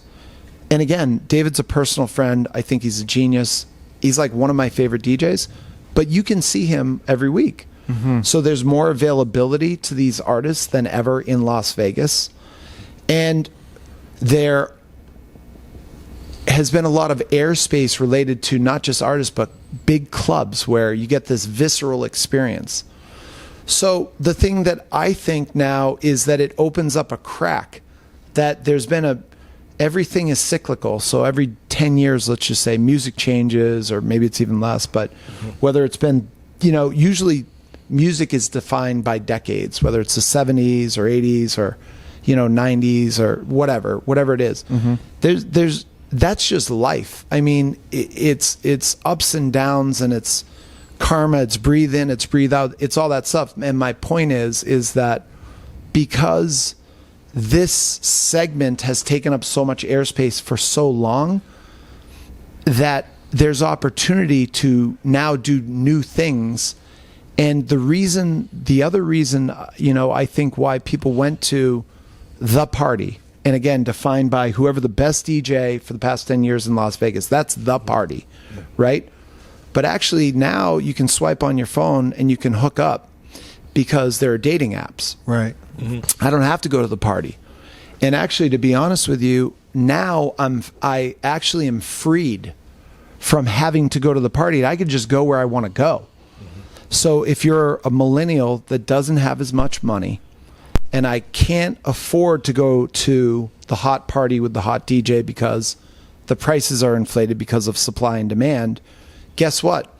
I just swiped right on, some hot guy, some hot girl. And by the way, she or he is 23, has no money, and we're going to meet at a place potentially that isn't as expensive, or is maybe just not as crowded. Maybe it's as expensive, but it's just easier to get into. Meaning, you know what? Maybe I'll go to Best Friend. I'll still spend good money, but there's no velvet ropes. I don't have to go through a metal detector. I don't have to potentially deal with a host. I don't have to go through this queue and all this anxiety with 50 security guards. And again, that is part of the experience too. That's really fun, and I actually think is part of that energy. But it just means that there's room for more. So what I'm more interested now in being part of, a lot of different projects over the past couple of years at Park MGM, whether it's on the record or Best Friend, what I would call blended experience. I'm more interested in Mama Rabbit. I mean, Mama Rabbit, it was more about the same thing. I don't want to go to one place and do one thing. I want to mix it up and put all that cool stuff together. And so one more step toward that is Mayfair, for example, which used to be Hyde, which is a supper club, which is going to blend a lot of things. Live music, DJs, entertainment, great food, great beverage, theatrics, lounge, all this stuff. And it has one of the best views one in of the city. And one of the best views. Of the Bellagio Fountains. Yeah. So the thing is all that stuff ends up opening up opportunity for people to build other things that, because something was so popular, that people are just looking for something different because it's different, not because it's better or worse, just because it's different. And so I also think, on a last note, that, what was cool, I'm 45 years old, for me, is not what's cool for my daughter who's 14, and is not what's cool for potentially a 21-year-old. Which is just to say that even though, okay, the formula has been build this big pool or nightclub or whatever it is, which, by the way, will be around forever. That will be there forever. It's been around forever. It'll be there forever. Whether there's 50 of them or 5 of them will be the difference. But, sometimes the people making the decisions think, okay, this is what I think is cool. But actually, the 21-year-old who's a new consumer, a millennial, a 30-year-old, they just might not think that's cool because there's a generational gap. Right. Yeah. So I like blurring the lines. That's really what I'm interested in now, is the idea that, I can get great food, great beverage, great DJs, great entertainment, great design, all that stuff, and mash it up, because I want to make it convenient for people. Don't want them to necessarily leave, which again is the idea behind Mayfair, is I can go there for dinner and stay, and I can see a bunch of things. I don't have to just hear one thing. Maybe I can hear all types of genres of music. There's entertainment. Maybe the food comes out interestingly, all those types of things on that. And so Mama Rabbit was really a step toward the Mayfair for me, because I believe that what people want is, and one last thing, as it relates to Instagram and things like Pinterest, people are more discerning than they've ever been, and are more opinionated than they've ever been, because they can see, okay, it used to be like when I was younger, I had heard about Spy Bar in New York, and everybody said it was the greatest thing ever. And I went there as a 21-year-old, and I was the first person in line. My brother and I went, because I knew that if I had went a half hour later, I wasn't getting in. I waited, the ropes were up, the doorman was looking at me like, "Why are you here?" I was like, "We're coming." He's like, "You're going to be the first one in." I'm like, "We just want to go in for a second," which, because I was in the club business, I knew, but I had no contacts. Yeah. And I went in, and I was like, and then as the party filled up and there was all these beautiful people, I was like, wow. Keep in mind now, if I go on Instagram and hit location, I now can see that party without having to do that. So people have higher expectations. You have to deliver at a much higher level, because of all the things we talked about, the bar's been raised. Just like DJ, if Neva's doing the same mix that he just ripped off from whoever and doesn't get creative, be like, "Oh, whatever, I heard that, that's whack." That's why, comedians, they don't want people taping their performances, because, oh, great, how can I come up with a joke the next day? Yeah. It's the same type of thing. So as it relates to like experiences, you really have to go out there and do your homework, and it also has to be in your soul. I mean, it's totally in my soul. This is what I love doing. I go out into the world, and the last part is you hire the best team that has the best track record, that fits the company's persona. For me, MGM Resorts, we're all about entertainment and things like that. So you got to work your butt off, and then even if you work your butt off, which I'm sure the people at Chaos did, you could still swing and miss, because it is what it is, and the only way you hit a home run is to try. Sean, we all got to know, because we were stumped. Me and Neva was stumped on this. Well, I mean, you're a busy guy. You're doing a whole bunch of big things. we really appreciate you taking the time to be on this podcast. Yeah. Mm-hmm. But what was the general interest for you to come on? I saw Shecky's interview. You know, I had seen the R.O.A.D podcast because we did a party with you guys. Yes. And I was aware and had seen some snippets of whoever, I'm not sure who, but actually what interested me was I listened to Shecky. You know, Shecky and I have been so connected over the years that I was listening, and actually, truth be told, I was cringing because I was like, oh God, how's he going to like position, you know, a couple stories that we had both been involved in, and that, you know, I'm always the villain. And so, especially against Jazzy Jeff. Yep, Jazzy Jeff. So the thing is that, you know, early in my career, because I had such an emotional reaction to the DJ, like for me, because that's where I start, the music is the backdrop of your evening. You know, the DJ is the drummer. Without a good drummer, he's not setting the tempo. And so the thing is for me is that I was immature and impatient, so I ended up getting a reputation for throwing DJs off, which was probably earned. And so the thing is I was listening to Shecky tell all of his stories and stuff. I probably listened, I don't know, it seemed like it was a long time, but I listened to a lot of it, and I was like, you know what? At least finally someone's asking like intelligent questions about DJs, club culture, music, because in many regards, when I do interviews over the past 15 years, it's not from an insider. You know, it's not from someone who actually sees the whole thing and is part of that heartbeat. So there was never an instance where I did an interview. Usually I'm having to explain, you know, what the vibe is. Right.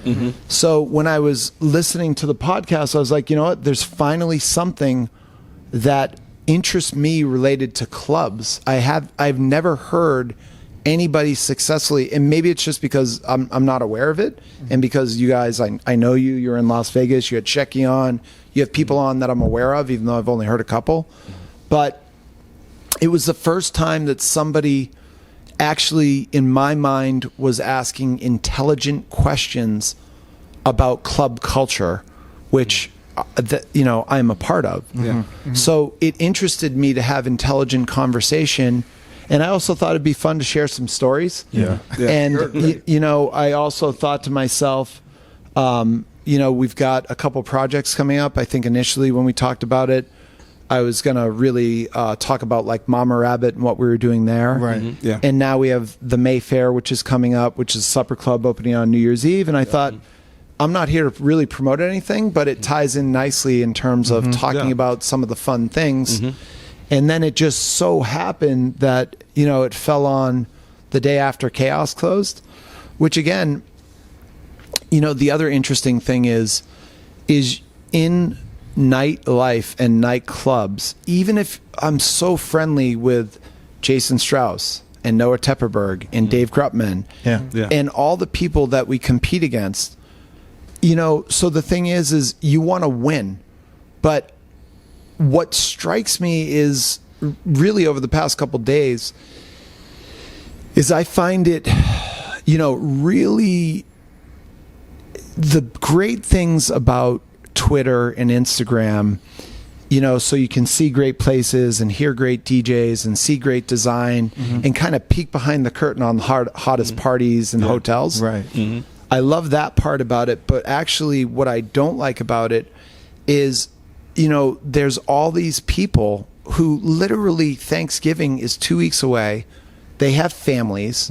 Christmas and the holidays are right here. And the New Year's coming. Thankfully, like pool clubs are doing their auditions soon and stuff like that. But honest to God, it really disheartens me when I would rather rally. So two things. I'd rather rally around the people at Chaos that lost their jobs.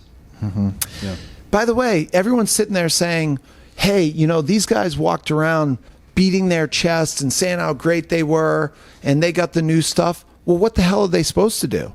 That as a promoter, you're supposed to go out and say, hey, come to my place. We built something really cool and great. Some people who are skilled and have been around a long time know how to do it in a way that is probably more easily digestible, so you don't look like a douche or come across poorly or whatever it is. Yeah. But at the end of the day, who cares? I mean, the thing is that I don't want to attack people because they took a chance on something, by the way, that is pretty cool. It just didn't work out. I mean, that nightclub, even though I just got through telling you that there's nothing new, I'll tell you, it's one of the best nightclubs in the city for sure, meaning the way it looks, the way it feels. And the pool, again, that statue I thought was a huge, kind of ballsy move to put that giant piece of art. Yeah. And so for me, big swings, big misses sometimes. Yeah. But again, I go back to the idea that it's a home run. So my only point is I just wish this community in general and in Las Vegas would more rally around the people that lost their jobs and take the opportunity to make memes about, whatever they're doing at Chaos and all the people who are there and all that stuff. I'll tell you what, I think that's total bullshit. And I just wish that, and again, I'm not sitting here on my high horse, but again, if you have a friend that has a family, I got a 14-year-old daughter, and they lose their job before the holidays, and it's not their fault. And by the way, it's no one's fault. It's really no one's fault. They just have a missed business opportunity that didn't work out. But instead of, pounding on these people that whether they're at the top or they're a waitress or whatever, you know what? I wish people had more empathy and sympathy for those people, because whether it's the holidays, which is 2 weeks away, imagine being unemployed and now not having a paycheck, and it's Thanksgiving. And again, that's no one's fault. It was a missed opportunity. So my point on the day after the Chaos closes is that, I just wish that people would have a little bit, would feel a little bit and rally around all the people that work there, including the people that were beating their chests saying they were going to be the best. If you're not trying to be the best, you're not trying hard enough. That is a fact. Well, hopefully the Mayfair will pick up some of that staff. We worked really hard. Look, we worked really hard. And, the other good thing is Mayfair's opening. And get some of that we staff. We just had castings. And the other good news is that Gem is reopening. We're doing casting call in about a month. And I saw all the pool clubs are opening. And so the good news for a lot of those people is that there are going to be a lot of jobs coming on the market on the first of the year. So that's the good news, thankfully. Because had this happened maybe a few months back, who knows if those opportunities would have been there. And that's a large thing that you think about nowadays as you being president, right? Of entertainment and everything. Yeah, no, actually, to tell you the truth, I take a personal responsibility toward the well-being of the people that I work with. I mean, when people sit there and say, hey, I want to go work at MGM Resorts first and foremost, led by Jim Murren, the chairman, who I work for, who's the leader of the company. That's where it starts. But then as it trickles down to a person like myself, they sit there and they say, here's a guy, who has success doing things over these years. So if on my will and reputation and body of work, I can get really good employees to come and be part of MGM Resorts, then I have an obligation to work really hard to show up and to hold the people that we work with that are making the decisions to a certain standard. By the way, I got that early on.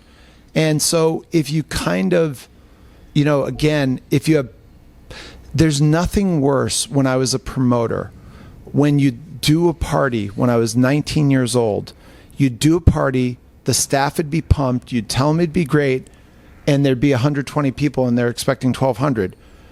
The way that you learn to have that not happen again is to sit in that club all night long till it closes and hear people talk to you about, hey, how's next week going to be? If you go in and you leave, that's chicken. That's a coward's way. So early on in my career, I forced myself to go in on the bad nights too, because it just, you know what? The good news about a nightclub is you got the next day or the next week. But as it relates to the next week, if I was doing a weekly party, I knew that next morning I was going to wake up and I was going to work really hard, at least to make it better. Mm-hmm. And so, but again, it's about looking people in the eye. And then the other thing about club culture and living in Las Vegas is, you know, it also strikes me that for me, I see people at the grocery store. So I go with my daughter. I'm a single dad. You know, I've got a great relationship. We have like a modern family thing with the mother of my child. She's like a sister at this point. But what I learned early on, when my daughter and I would go to the grocery store and I'd see people that we worked with, you know, if you treat someone poorly and you're in the club and there's security and you're a big shot and I'll throw you out or whatever that BS is, right?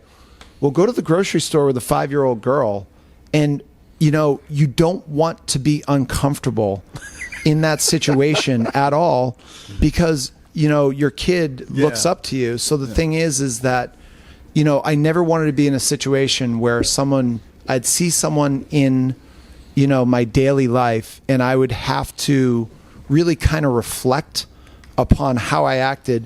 Mm-hmm. And the other thing I would say, because I've had some experiences with when we opened Intrigue, you know, that was a swing and a miss in the beginning. Mm-hmm. But the one thing I promise you is that that was almost like a modern day version of chaos to a certain extent. There was a lot of hype.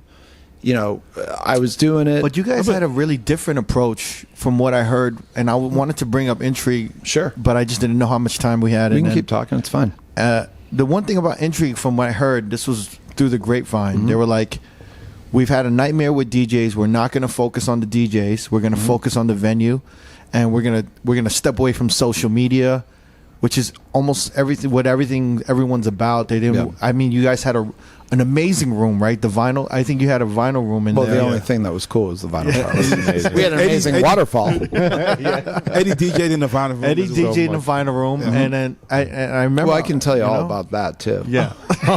No. Meaning, and I'll tell you real quick. Well, DJ's like stealing his records, and people were like messing up your records and stuff. Yeah. No, so I'll tell you what that was, and that's a great example, right? Yeah. That actually, at that point in time, you know, I was the COO of, you know, the Wynn and Encore in Las Vegas. And actually, when that happened, that was a flashback to me in my promoter days throwing a bad party. I had totally oversold it, and I'll tell you what.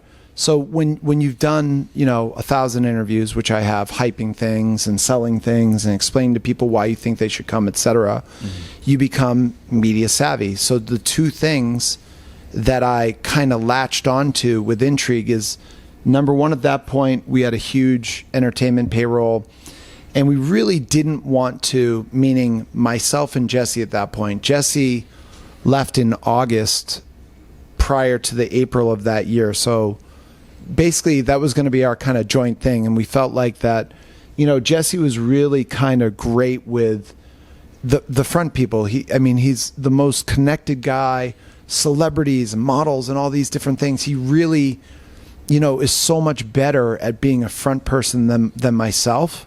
And he's also very good at the back end as well. But I was always more of like the equivalent of a gym rat, like an office rat, if you will. That was my skill set. And so I figured, and Jesse and I both figured, hey, you know what? We're getting huge pressure to change Trist over. We'll figure it out. Between the two of us, we'll figure it out. And so Jesse ends up, you know, resigning because his contract's up. And I end up being there. And what happened is I actually took my eye off the ball.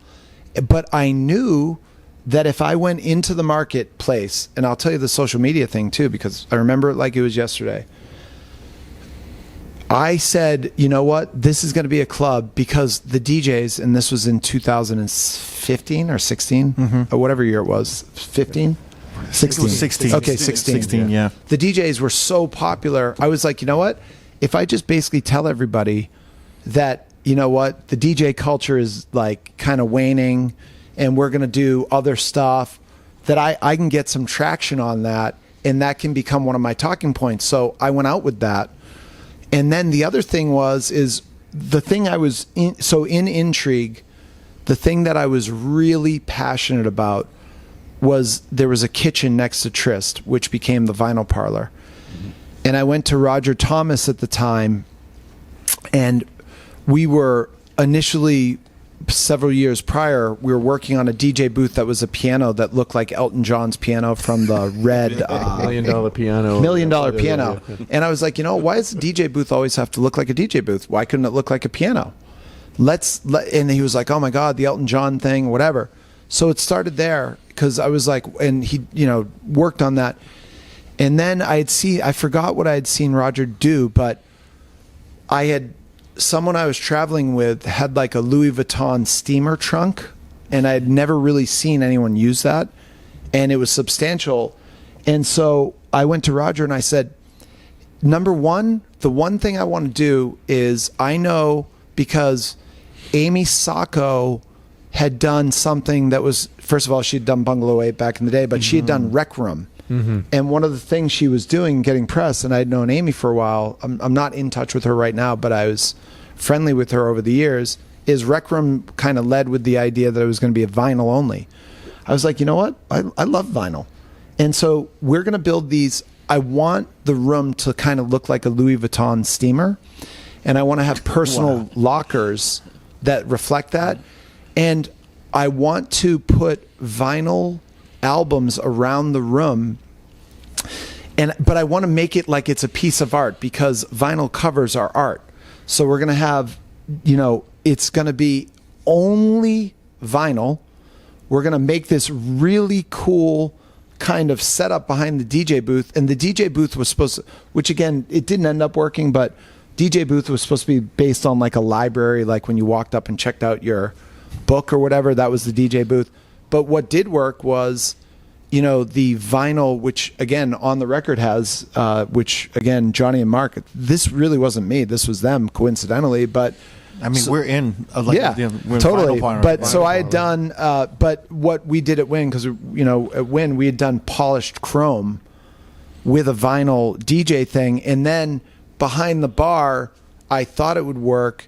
I'd always wanted to do a two-way mirror. So I'd said to Roger, hey, let's put a mirror behind the bar. I want it to be two-way so the people that are in this private room can see out.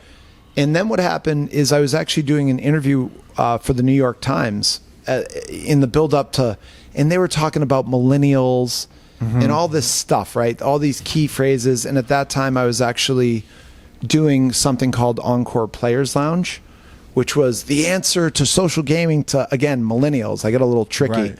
And I said, and you know what we're going to do? It's going to be vinyl. And I could hear that the reporter was vibing with that. I said, you know what else? It's going to be private. Oh my God, that's great, blah, blah, blah. I said, you know what else we're going to do? No social media is going to be allowed. And when I heard his reaction, I knew that was going to be the headline. So I did it just as a gimmick because I knew I could get attention. So the thing that ended up actually working was the Vinyl Parlor. And then the club, because I was so focused on other things and I actually didn't work hard enough.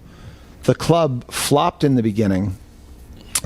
And then what I will tell you is, from when it flopped till the day that we rectified it many months later, and it ended up becoming actually a place that made money and was popular, I will tell you that I worked like 18-hour days for probably 6 months every single day. I was first one in, first one out in our offices.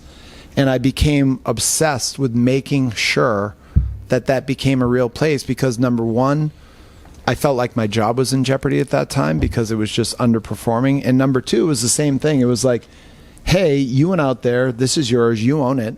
You're supposed to be the cool club guy that knows what they're doing. And because myself, and then I was able to rally our team, that Nightlife team, that a lot of them still exist. We all bought in and we all worked really hard to fix it, and we did. And we were also in the win, which helped quite a bit. Which is unheard of, though.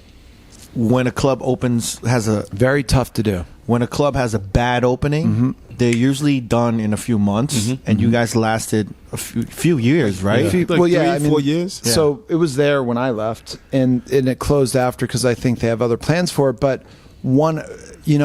experience is always the biggest teacher. So when Andy Massey first hired me at that Bill's Bar, going now back to 95 or whatever it was, Karma Club, which was the club next door, which I did Thursdays on, was the same thing. It was supposed to be in Boston, this Euro club that was 23 plus, and it was the most extravagant club ever built in Boston and all that stuff. And there was a period of time where for about 3 months it was super hot. And it actually bombed after that. Andy brought me in, and, you know, through his and my hard work, we pivoted it from a Euro club to the club that I just described, where we were booking Roger Sanchez on Fridays and Fatboy Slim on Thursday, and, you know, kind of the Bridge and Tunnel night with Kiss 108 on Saturdays.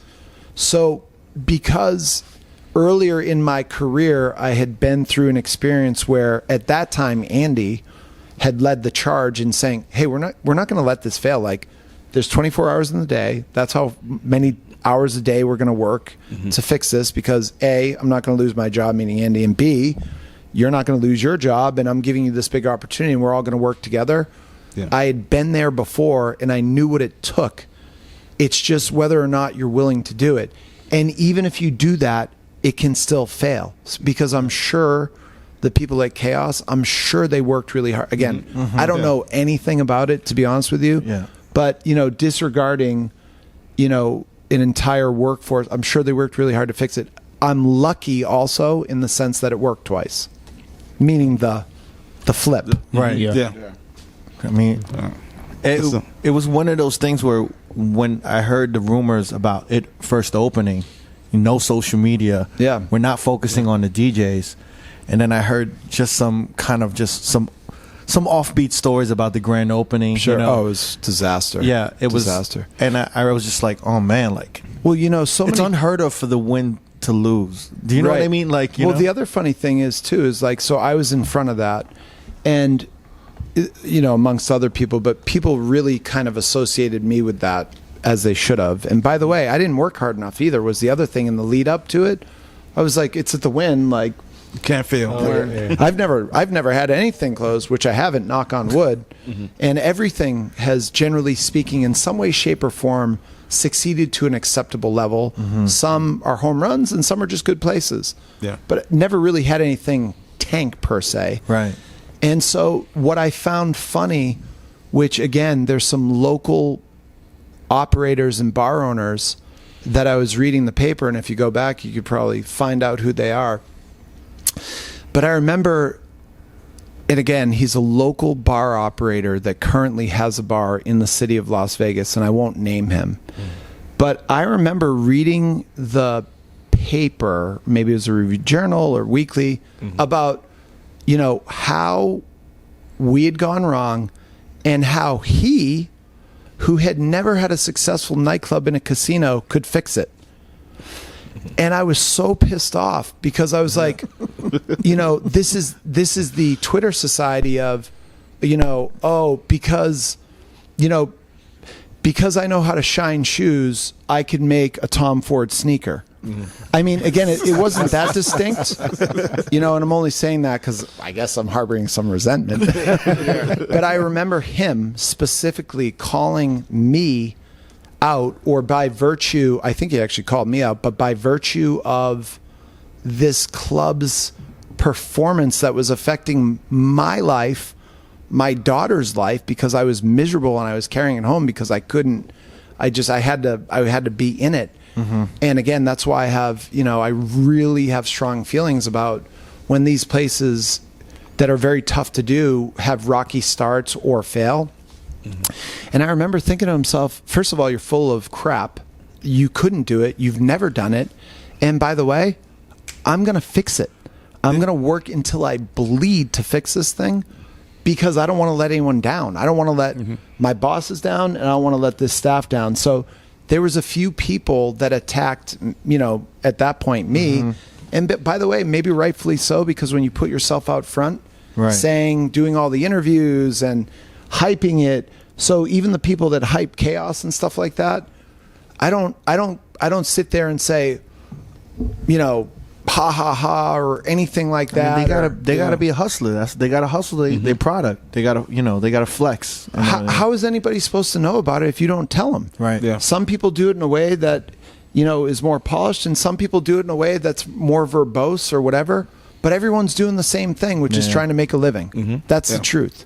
And so, as a again, whatever, as it related to chaos, I understand that, because with Intrigue, that almost happened to me. Did you know this guy that was talking bad about you? I honestly, I don't think I had ever met him in my life. I had seen his name in the paper over the years associated with some, kind of different places. And I actually think he's got a little bit of success in town type thing. Yeah. And I actually don't harbor any ill will toward the guy, because, I've worked on myself hard enough so that, I try not to have, but if, I'm going to call someone out. No. Yeah. But the thing is no, I mean, I probably met him, but if he were standing in front of me, I wouldn't know him. Yeah. But I can tell you right now, I know his name. Right. Oh man. Well, Sean, man, I know we appreciate you being here, man. I like it. It's definitely forever. What do you call it? I know you got to go, and you got a lot of things to do. And we're over the time, cool. but I know Zach's like, yeah, we got to get out of here. We're fine. Dude, we're good. No worries. Yeah, we can keep going. You can keep going if you want. If you got some more stuff, I got 15 more minutes. 50 Cent in the club. No, just kidding. Yeah, if you want to talk about Never's story, go for it. That's probably been the most discussed story on this podcast. Somebody wants to know. Jamie wanted to know what happened, or how if that really happened. Well, I know that Nevis told the story to Shecky, right? Yeah. Look, as it was, as you all know. Do you remember that night, though? Of course. So what happened was go ahead, you ask. Go for it. So this is back in the light days in Bellagio. In the club by 50 Cent was probably one of the biggest records at the time. Ever. And then, I mean, I've heard stories about Mayweather to keep throwing money at Eddie to keep playing it and stuff.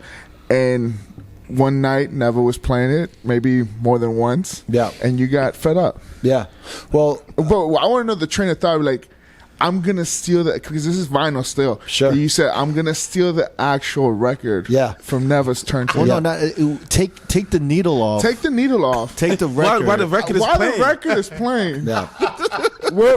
How did, like, I just want to I still can't picture Sean running can't. away with a record. No, though. I cannot. Well, Never was mad. I was, man.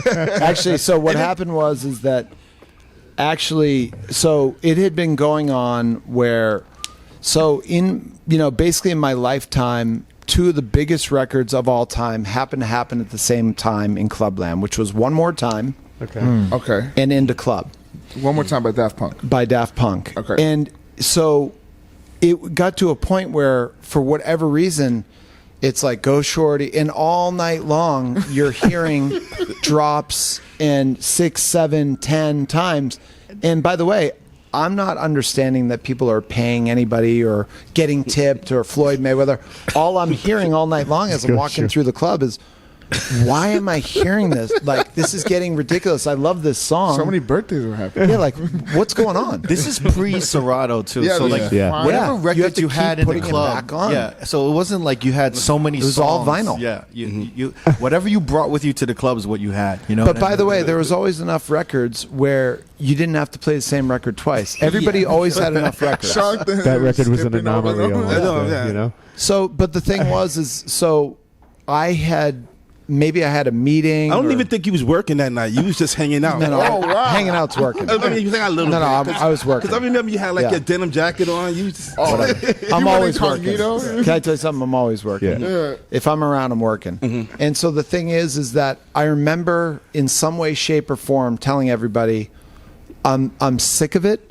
And basically, I think, and Never, you can totally correct me because you probably remember better than I do, but I think it was, hey, you're allowed to play it early and late was kind of the rule, if you will. But really, I back then was even saying you can't play records more than once. And then I think the song was so big, eventually I acquiesced to where you could play it early and late. Mm-hmm. But it kept happening. Mm-hmm. And so in this particular night, for whatever reason, Neva dropped it 4, 5, 6 times, whatever it was. It wasn't no 4, maybe three times. He must have gotten a lot of tips that So night. if I say, look, if I say 5 and you say 3, let's split the difference and say 4. It could have Okay, been. fine. Yeah. So Once it's every 4. hour. So what happened is this is in what year was that? 2000. 2002. Okay, so 2002. So that's 17 years ago, right? I'm 28 years old, and I am on fire by the time the third or fourth time goes. And so, you know what? I'm like, at the end of the day, I'm going to teach everybody a lesson, send a message to everybody. I mean, rage comes over me. So I run into the DJ booth. I think never. So he's playing it on the right side. On the left side, I think he's setting up a record for his next mix. I go over, I take the needle, and I scratch the record. No, you didn't scratch it. Scratch it? No, you didn't. No, Okay. you just took the Maybe needle, I took it off and it rose. And everything goes dead. I take it and I run to the back bar. But the funny part is I have it in 2 hands over my head like Like you won. As soon as you run behind, you just had to and so the other funny part of the story, which now is funny, is that I'm hiding from Neva because the club goes dead. So Neva's initial instinct is to run after me. So he kind of goes to run after me, but there's no music. So, you know, he has a responsibility to put music on. Yeah. So he just puts on a record. So by then I'm already hiding behind people and literally almost even under a table. I mean, I'm at the top bar by then. And now I'm looking at Neva around people, and I can and all I can see is his head bobbing right and left, looking for me. And so after, and he's fuming, and whoever the manager was it John Petty? No. Liam? It was Liam, maybe? No, someone else. Andy Hirsch. Was it Andy Hirsch? It could have been Andy Hirsch. Okay, whoever the GM was at that time. I see him in the booth, and Never's like, breaking it down to him, like basically doing whatever, telling him how pissed off he is. And then finally, as the dust settles, 5, 10, 15 minutes later, when I think it's okay. No, it's not. I go over and I'm trying to be like, and again, what happened at that point? I forgot exactly what happened, but I do remember we had to talk. We was talking in the stairway. Right. And they was like trying to calm me down, whatever. Because I was like really pissed off. I mean, Neva honestly almost wanted to fight. I'm not even kidding. I ain't gonna lie. And actually, there's someone in the middle, and I remember Neva pushing, someone just because he's so angry, not even toward me, but just anger. Mm-hmm. Yeah. But I knew that if it was someone else, he probably would have punched me or something like that. But probably because it was me and we were actually friends. Yeah. That actually he didn't. And so what I remember most is Never went back to New York because he was going back and forth. Yeah. Mm-hmm. And I think he then didn't come back for. It was a good month. Yeah, because at the time he was playing every weekend. At the time, I was about to move out here. Yeah. But after that incident, I was like, damn, I'm not moving out there. And I thought, damn, they don't want me out here, whatever. And so I had to get on the phone with Never and basically eat crow, apologize, and talk him to coming back into Vegas because of my mistake and his mistake. Yeah. So I apologize, which I apologized after the fact. I apologized after Sean, the fact. back in those days, you used to hide a lot. Yeah. You used to like run and hide. I remember Really? I at didn't know Jet. that. Okay. You don't remember that? I remember Jet. Well, I hid from everywhere. I was antisocial. I mean, it was Really? more of a, only until I became older. It was always weird because I was in the club business, but I actually was really antisocial. Really? I never knew And that. that's why up until probably even like 2013, you'd always find me on the side of the bar. Because at the side of the bar, there's a rope, and that's the service well. So I'd hang out in the service well so that, because people come up to you all night long, you guys have the DJ booth to kind of have a buffer. Right. And I didn't know how to kind of cope with that unless I drank.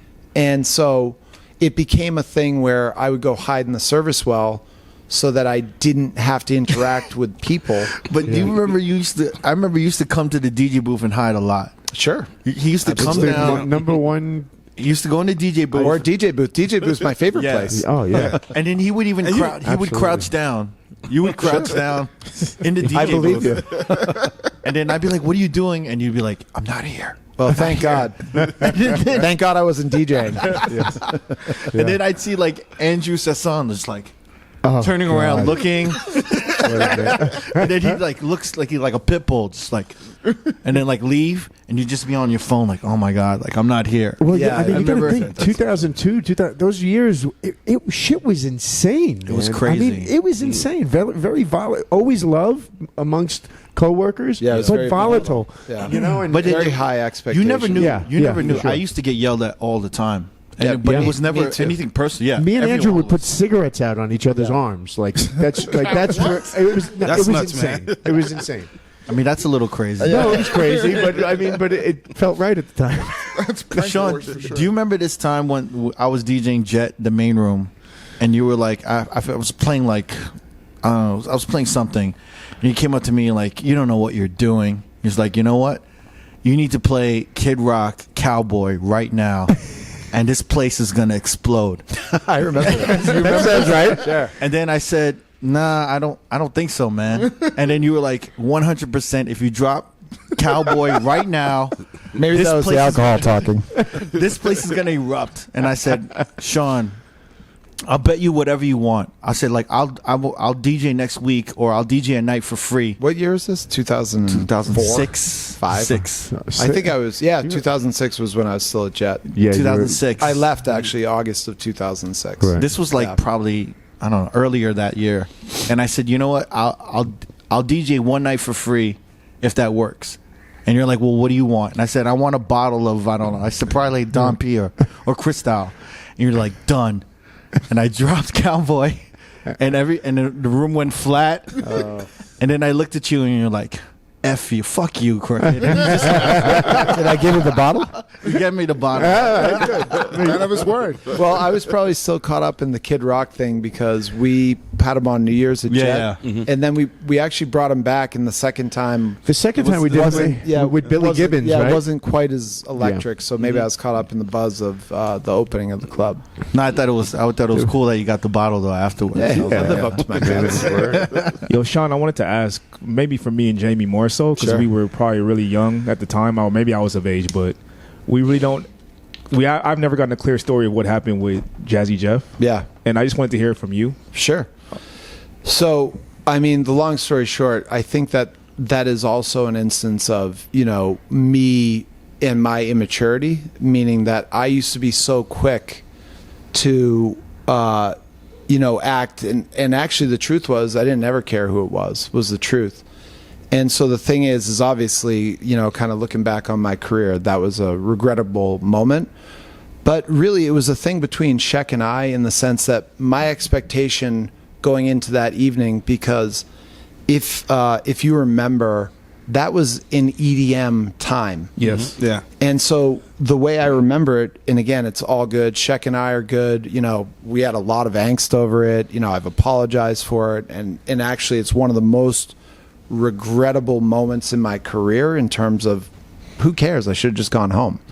But at the end of the day, my expectation of that evening was that there was going to be the format was going to be kept intact, which, by the way, maybe dumb of me to think that, somebody who does a certain thing is going to adapt or whatever. But going into that night, that was actually my expectation. Uh-huh.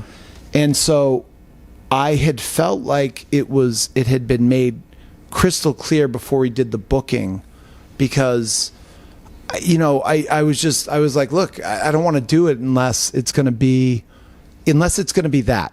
Right. And so that was my recollection of that evening. And then what ended up happening was it wasn't that. And I'd also said to Sheck, which again was just really unfortunate, because, the best DJ I've ever heard in my entire life is DJ AM. It's not even, it just, he was the best. I'm trying to put in context, which I'll bring it full circle, is trying to put anybody else even in kind of second place. I mean, there have been nights where I had maybe because of the crowd and the energy and the evening and stuff like that, maybe, there have been moments that are that exciting. But in terms of a DJ, I had really, so the unfortunate part of that about that night was it was because AM had passed, and obviously a huge fan, but I used to have a thing where I would snap, and it was just visceral, and it's really taken me a really long time to be much more centered. And I think those things, not to get too deep, but as I work on myself as an adult and I meditate and I read and, I have a better understanding about life in general. But at that moment when my expectation for the DJ, and again, I had felt like it was clear, had not been met, I was just like, look, Shek, basically, if it's not going to happen and we're not going to do this, or whoever, I think it was Shecky, if X doesn't start happening, it is what it is, and he's going to have to come off. Right. And so that's what ended up happening, is he ended up coming off, and he handled it like a gentleman.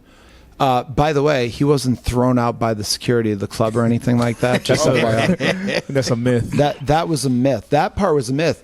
The part that is correct was that I threw him out. And, the next day there was such kind of upheaval about it, rightfully so. And it wasn't until the next day that I realized what I had done. And I was kind of like, oh my God, and so what started happening as a result of that, so Jeff, if you're listening, I apologize, and then I'm going to bring it back to Jeff, which is that what I really realized after that was when I'm having a bad night as it relates to the DJ, which of course there are going to be some good and some bad. And I'll give you one more, which is in my prime of, being so, it's really about being passionate. I'm really passionate about the DJ and the music and the crowd. If someone's playing something and it's working, I'm in, right? And on that night, actually, there was a group of DJs that were digging it, and I even got quoted on that. But as I looked out to 4,000 people, it was kind of like, hey, what's going on here? It was off, right. And that was my fault, not anyone else's.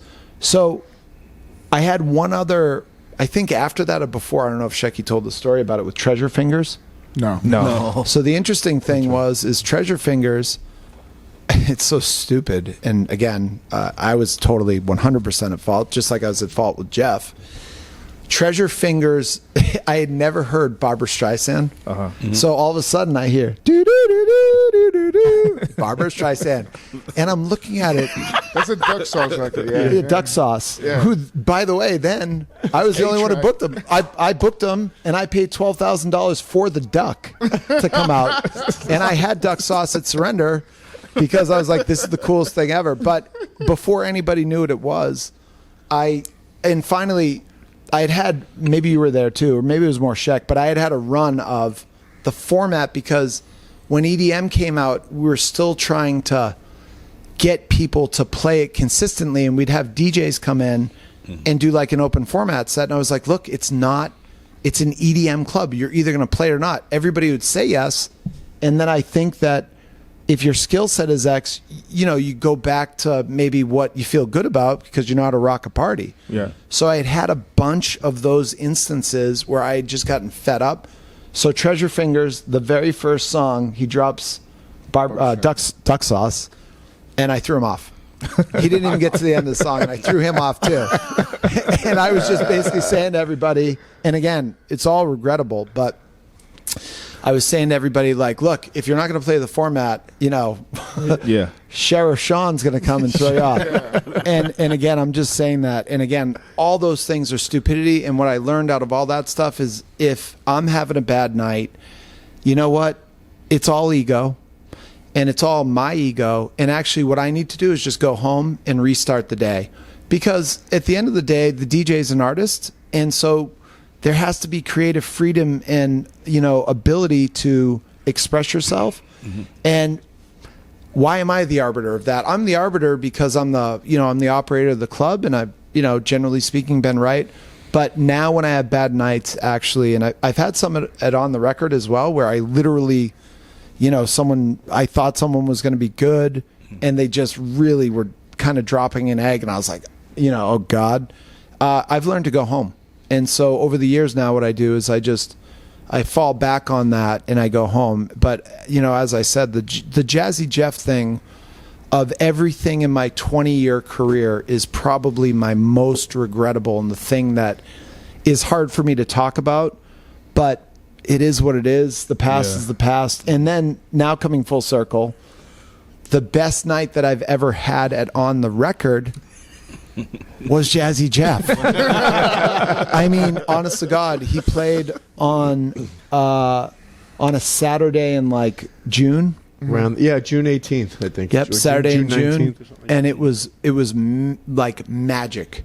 And I was just like, wow, can you believe full circle? And the other great part is Shecky was there hanging out, and I was just like, you know what, this kind of feels like, you know, putting a bad incident behind. And actually, I almost felt like that night, I almost felt like I had to go up to Jeff and like acknowledge it in some way, but I was like, it's not appropriate, you know. And then I was just thinking to myself, you know what, it was.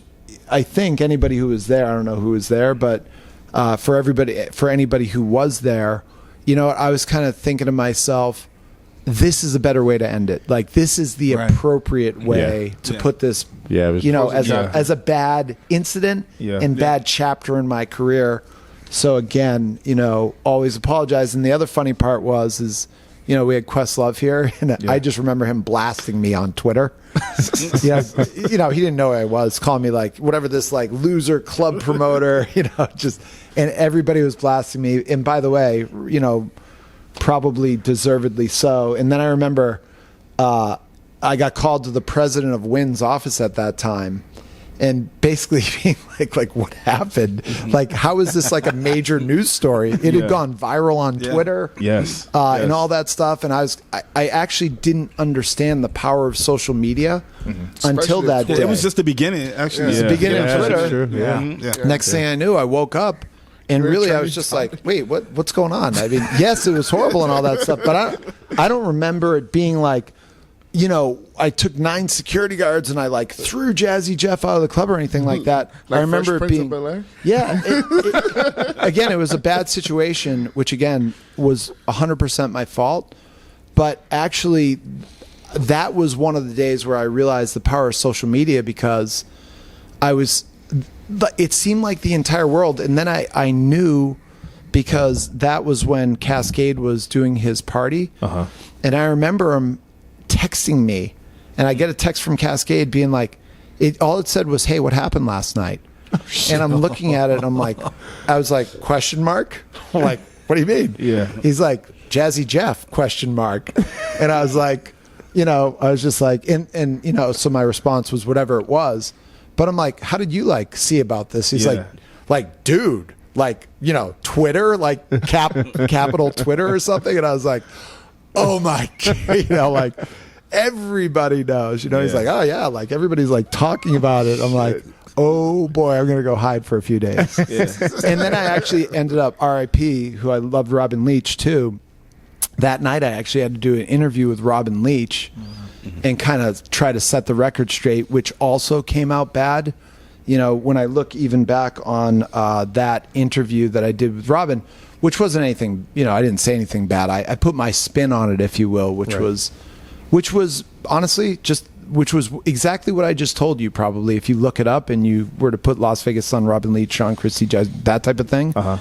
And, you know, more important than that, meaning me, I screwed up that AM memorial, and I was such a diehard fan of his. And so the thing, it really wasn't even about Jeff. It was more about that I had, you know, kind of screwed that up.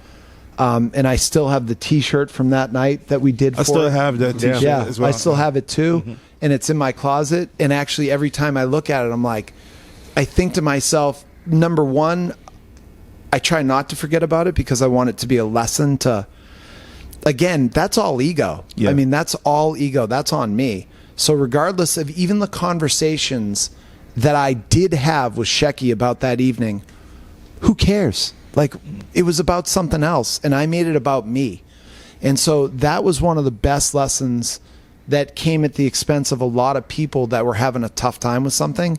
And so the idea that I did that 10 years later, I sit here and it's embarrassing. It's the first time I've ever talked about it. No, I appreciate it. No, all good, because actually I'm glad I'm talking about it. Not to say that's right. I feel like I can only really talk about it because you know, and again, if Jeff were to hate me forever, I would get it. You know, we never talked about it, but because he came here, he played, it was like one of the best nights ever. I kind of feel licensed 10 years later to kind of talk about it, and to say, and to also say that it, you know, 100% my fault, regardless of anything. Well, he posted on Instagram about that night, and he had a was really this good recently or after? Right, the day after, like the day after he did on the record. Yeah, the right party with the wrong, whatever that. What did he say? And it was actually touching. He said, "I've always had a."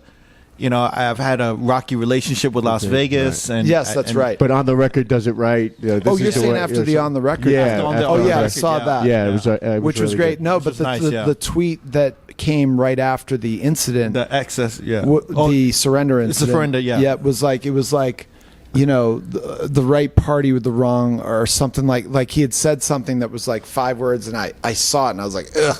I was like, he's 100, basically inferring it was the right thing at the wrong place. And so when I read the post on the record post that had said, you know, this was like kind of the first time he'd been back, I was happy that in some way I was a part of that, because I had also felt responsible for the idea that, you know, for all that time, that incident, you know, had cast a shadow over, by the way, myself, in terms of a lot of DJs and my relationships with them. And actually, to tell you the truth, checking my relationship for a bit of time after that, you know, I don't know how long, but there was a period of time where it damaged my relationship.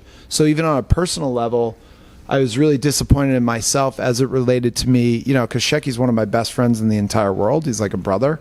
And so the idea, like, would I do that to my brother? Yeah. No. Why did I do it to Shecky? But again, in the moment, I just used to have a hair trigger, and I swear it didn't matter who it was. I mean, it could be, you know, whoever. It just was, you know, and it took all these years to mature and to realize that, again, who the hell am I? I mean, it's ego. So I try to put the ego, and as, you know, to end on a note reflecting on AM, which he would always say, which in his Twitter, which he would say, you know, starve the ego, feed the soul. Yeah. You know, so R.I.P. DJ AM. Yeah. Oh, yeah. And Avicii. Yes. Yeah. Yes. And Sean, thank you so much for giving us time. This is great. Yeah. I'm glad you asked that question. Yeah. That was Jamie's question. I just before. I was like, if I say it wrong, I might get fired from best friends. Okay. Somebody else needs to say it. I'm gonna be like, no Korean barbecue for him. Diego, cut it out. What do you call it? Yo, Sean Christie, thanks for coming on, man. Appreciate it so much. And I apologize for never to. No need for that.